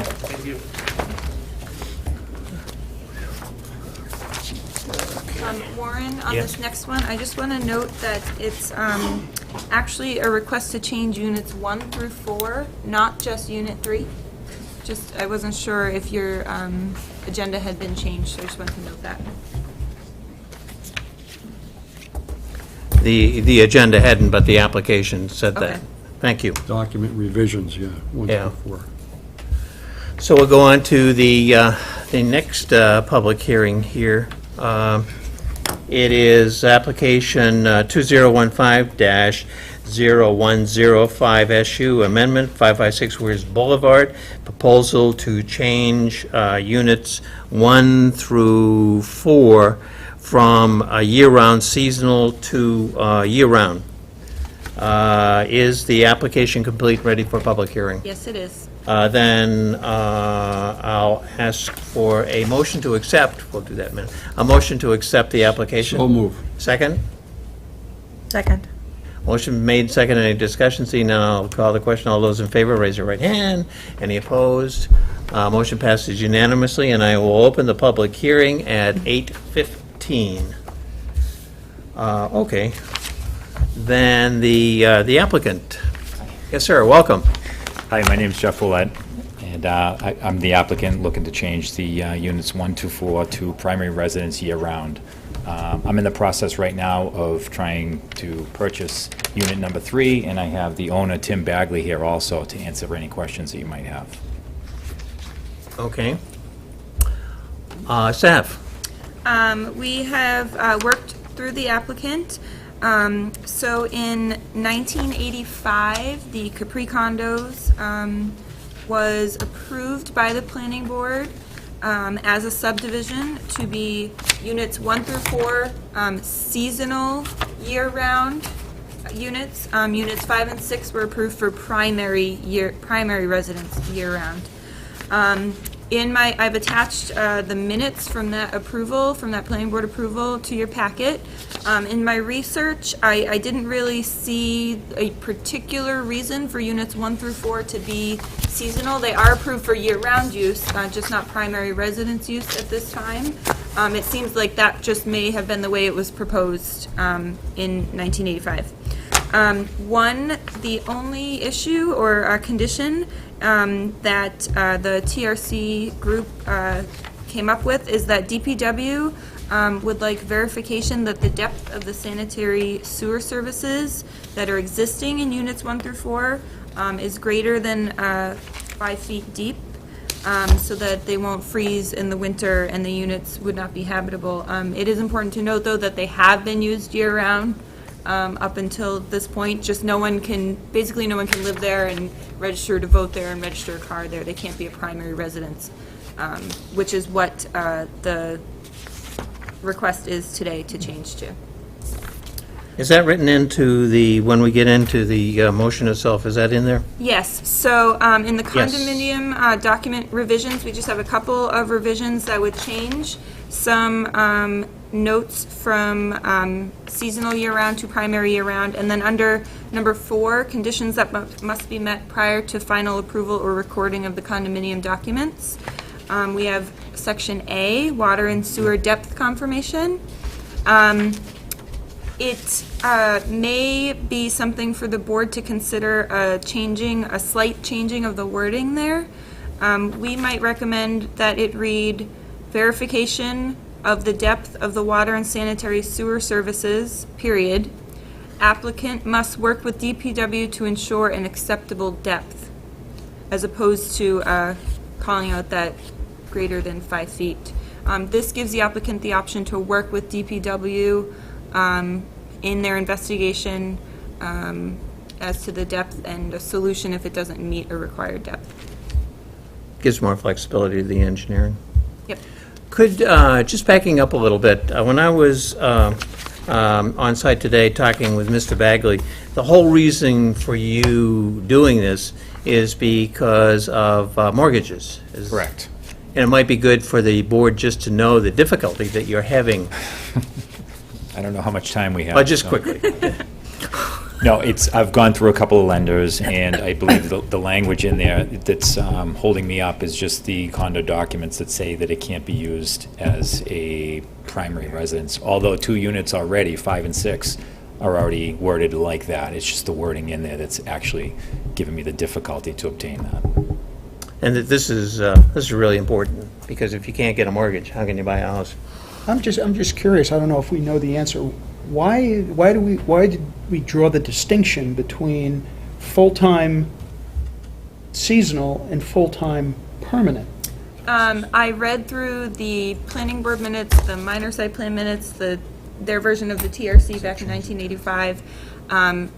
The only answer I could come up with is that was what it was proposed as. Nothing in the minutes reflected a reason that the planning board had to do that. It is possible, back in the 1980s, and folks can correct me if I'm wrong, but my understanding is that the focus was on approving seasonal units, if that was possible, because the idea was that there would be no additional tax burden from children in the school system and things like that. So the tax rate would be lower, or the assessed value would be lower. So that the users of the units would not be necessarily adding additional tax burdens That's fair, I to see the that. city. yeah. I can understand that. That's my understanding. I can't. I'd say that that's right. Well, that was when the series of all the cabin colonies Yep. converted all to Yeah. condos. Yep. You had all these cabin colonies, as he said, converting. A lot of them had no insulation or anything else. And we didn't feel it, I don't know about this particular case, but we didn't feel that it was appropriate to approve them as year-round family residents in that condition. I don't know what condition, is there insulation and everything in these? Yes, there is. Yeah. As a matter of fact, I think, if I remember correctly, somebody came out, I'm not sure what the, okay, that verified that. Yep. Then, following procedures, is there any abutters that would like to speak to this application? Are there any taxpayers of Laconia that would like to speak to this application? Seeing none, then I will close the public hearing portion of this application, and it is 8:21. Any general comments before we move to a motion? Then I would like to entertain a motion. I'll make a motion that we approve PL 2015-0105 SU AMD. Plan revisions need none, no requirement, Mylar, none, completion date September 6, 2016. Is that acceptable? Yes. Thank you. Plan revisions, none, condominium document revisions, A through C, correction to units 1 through 4.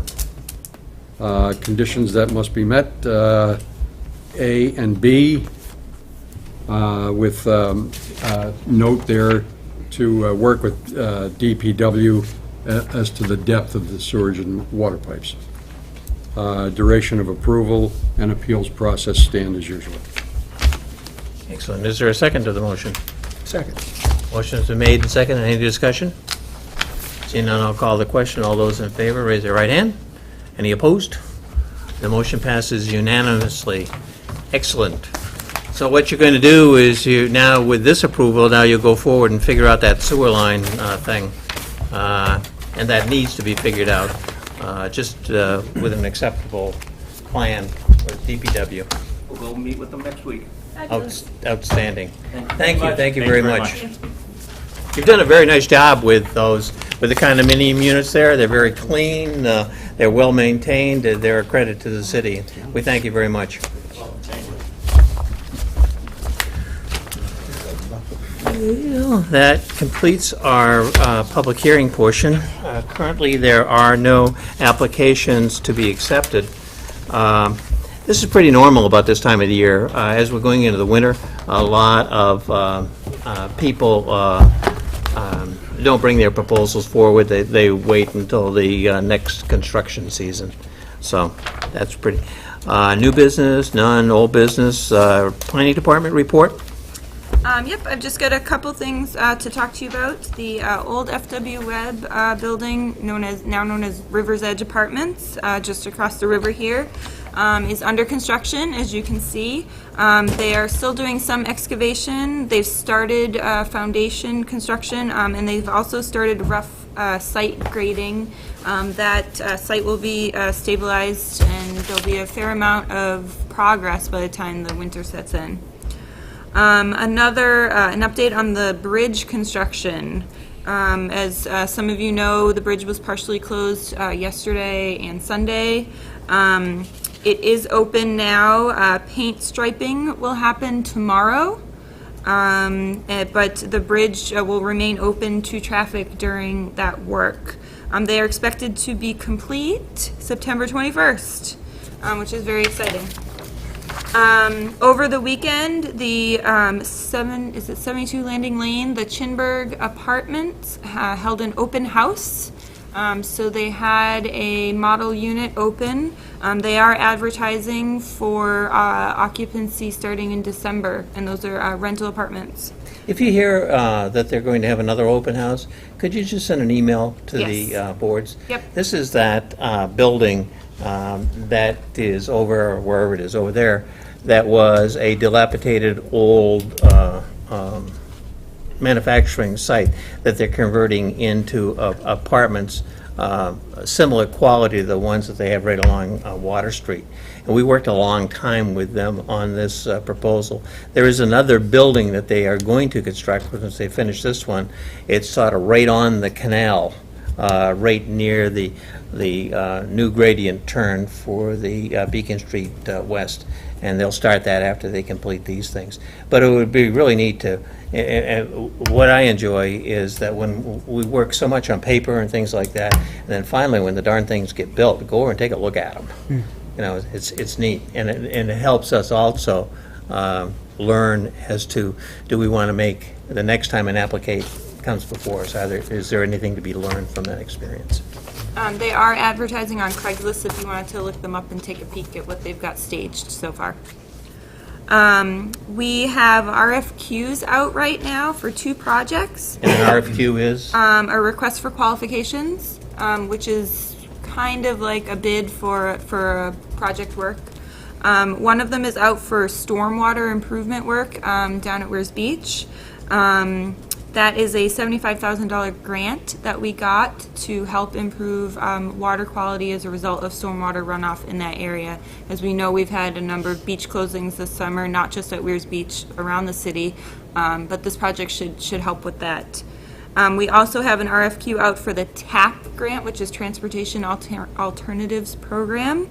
That was a $400,000 grant, I believe. That will help to complete work on the Riverwalk and sidewalks around the city, as well as sidewalks and walkways to the middle school and the Woodland Heights Elementary School, which are much, much needed for safety for the kids. Lastly, I just want to let you know that the applicant for the 3-unit property where the Hathaway House used to be next to Dunkin' Donuts on Union Avenue has approached us. He would like to take down that large oak tree on the corner of the property, which, as a part of the original planning board approval, was required to stay. We have not received a written request for this, but we have heard that it is imminent, so we won't be discussing that tonight. We just want to let you know, so if you can take an opportunity before we receive that and before it gets to you, to just take a drive by and make sure you're familiar with the site and the tree and what the proposal might entail. I have a quick question. Is that on his property, or I thought that was owned by? That is on his property. Okay. And it's the one beside his property and Dairy Queen. Correct. Yep. Just to be sure. Yep. And Majestical. that is it. Majestical. A majestic. Oh, yes, yes. That is it for the planning department. I can roll right into the Concom if you like. Yes, please. Just a couple of updates on the Conservation Commission. They have formed a milfoil subcommittee. As many of you know, milfoil is a very difficult situation around the state, and especially as our water quality and our lakes are very important to us up here. The Conservation Commission is welcoming new candidates to their milfoil subcommittee. They've also submitted for a grant from DES to help with more work on the milfoil, which would come out in 2016, so they're waiting to hear about that. The only other thing that they'd like to report is that they are talking about a river cleanup project as part of the Day of Caring, which is coming up. I don't have an exact date for you, but once we do, we'll be sure to share that with you guys. Thank you. On the Lakes Region Planning Commission, the executive committee does not meet except by emergency in the month of August, and there were no emergencies in the month of August. So next month, I'll give you an update as to what's taking place there. Counselor Bounds, our liaison with the City Council. You're here for your report. The issue about the change of uses to what I'll call the commercial resort zone, focused on the Weirs Beach, came up before the council. At this point in time, the council is going to hold a series of public hearings. I don't know how they're going to do this, but targeting residents of that zone, that commercial resort zone, to get their input with respect to what kind of change of uses the public would consider. So they're not asking the planning board to do anything at this time. I think it has an advantage because it's really, now that that process is ongoing, that's going to take some time. And it's going to sort of do a double track with what we're doing with the zoning rework. And I think that both of those things are going to come together.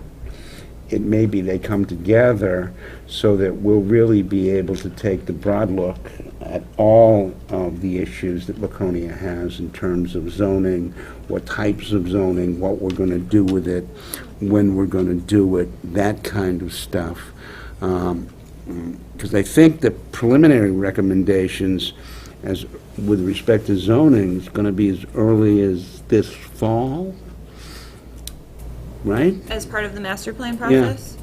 I think we expect to have we're going to continuously bring information back. Yeah. But I don't know that we'll have a draft master plan with, land use chapter, which would talk about zoning until maybe until November, December. Yeah, So this fall, before 2016. fingers crossed. And I think that that's going to run with a compatible track with what the council wants to do, because that's going to take some time.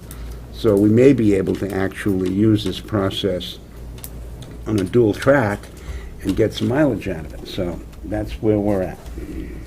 According to the city charter and the state laws, the recommendations for table of use and zoning originates here at the planning board level. And what we have done, respecting the knowledge and experience of members of the zoning board of adjustment, they're the ones that face applicants that come in and say, I know the zoning says this, but I really want to do that. And they're the ones that it's a legal judicial process where they hear it and they decide. Like us, when an applicant does not agree with the zoning board of adjustment, they don't go into any political process, they go right to the courts. And so what this whole discussion will come back to us because the city council absolutely has the final authority on a yes or no basis on zoning, as it should be. The elements of the zone have to come from here. And so, hearing what they think can help us and the zoning task force figure things out. So it's very good, in my opinion, that the zoning task force, the zoning board of adjustment, the planning board, and the city council are all engaged in this thing, because zoning is a very, very important thing. It protects landowners. I just have one little bit of input into that, and that is that any meeting or public meeting calling what you might say are both sides of the issue together to find out how they feel or what they think has got a real problem, and that is that you have, we'll put the categories, we'll say businesses and residents. You're not going to get any residents all winter long, and unless there is some arrangement made, you won't get them in the summertime that much either. 3/4 at least of the residents of that area are temporary residents. They're not here for our meetings, they don't get the local paper, they don't know the day-to-day business that's going on before the council, and they're not represented anyplace. Yet, they are the engine, economic engine, that makes this city go. And somehow, that has to be taken into consideration. When we hold these meetings, you're not hearing both sides of the story. So that's good guidance for you, David, to take back to the council. We address this issue all the time. We Yeah. try to reach out to everybody. The task force tries to reach out to everybody. It's wicked hard. It's an ongoing problem, and you know. Well, don't these people have addresses? Yeah. Even if they're part-time, don't they have an address? We can't drop a postcard in the mail, We and do. then they can decide if it's important enough for them to show We up or do. not? So they are being notified or not? That's not going to happen, Charlie. But we're not gonna send postcards, or they're No, not you gonna- can send all the postcards you want. You're not going to get that kind of participation from people who are in New Jersey and Florida and someplace else. Well, if it's important enough for them, No. in the summertime, you just said, even in the summer, they're not gonna show up, but they're gonna be here sometime. We've never been successful.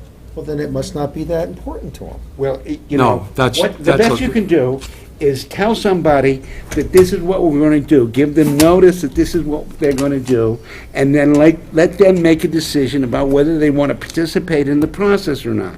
And that's my view of it. And So- your view of it has been the same view that has gone on year after year after year, and Well, therefore... what do you want to do to change it? Well, that's, I'm just putting the problem before you. What do you want to do to You're change it? you're though? never get, in this particular situation where we're talking about zoning and so on and so forth, you're not, if you're looking for a representative response from people, if you're looking for people's opinions, it's not going to be, it isn't going to happen, that's all. Now, you can get a spokesperson, you can get a couple of spokespersons who may or may not, but may speak for what they feel these people think, and so on and so forth. That may be one way around it, but I'm listening to any ideas to get as much input from as many people about what it is we're doing. So if you've got an idea, I'm listening. If anybody's got an idea, I'm listening. I want input from everybody. The more, the merrier. And the more, and sometimes a broad discussion about severe disagreements can go a long way in putting together something that's amenable to everybody. So if I get the problem, Don. Okay. All I want to say is, like, tell me how to handle it, and I'm listening. I'll talk to you, we'll talk. Okay. Thank you. Let's see, following our agenda here, the minutes.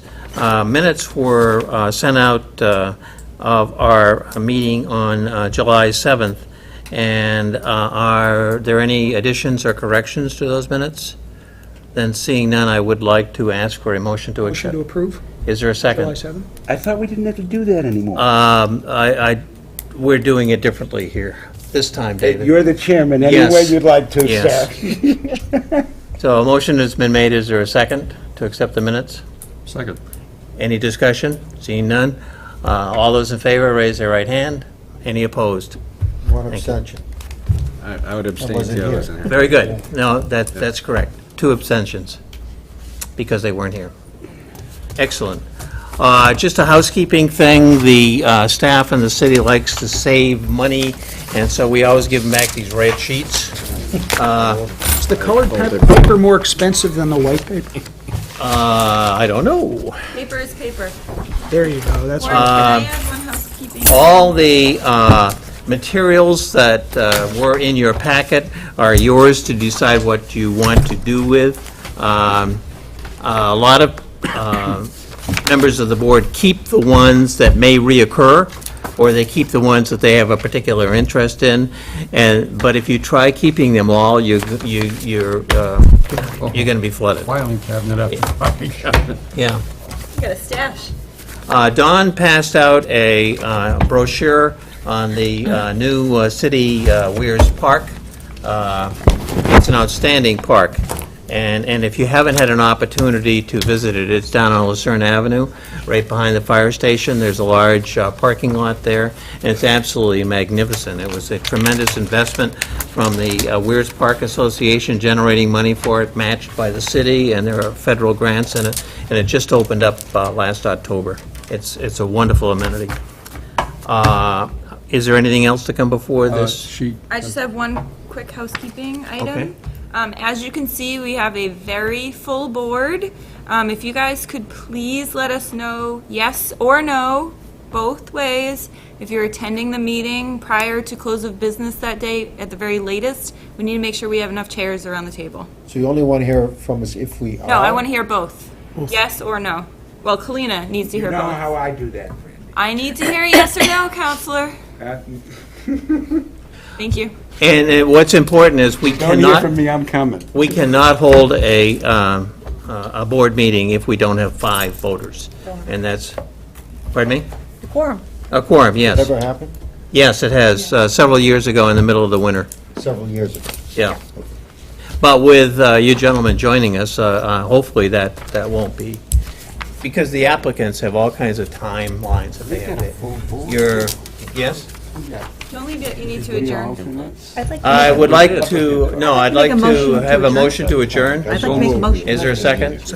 Any discussion? All those in favor, raise their right hand. Any opposed? No, the motion passes unanimously. And thank you all very, very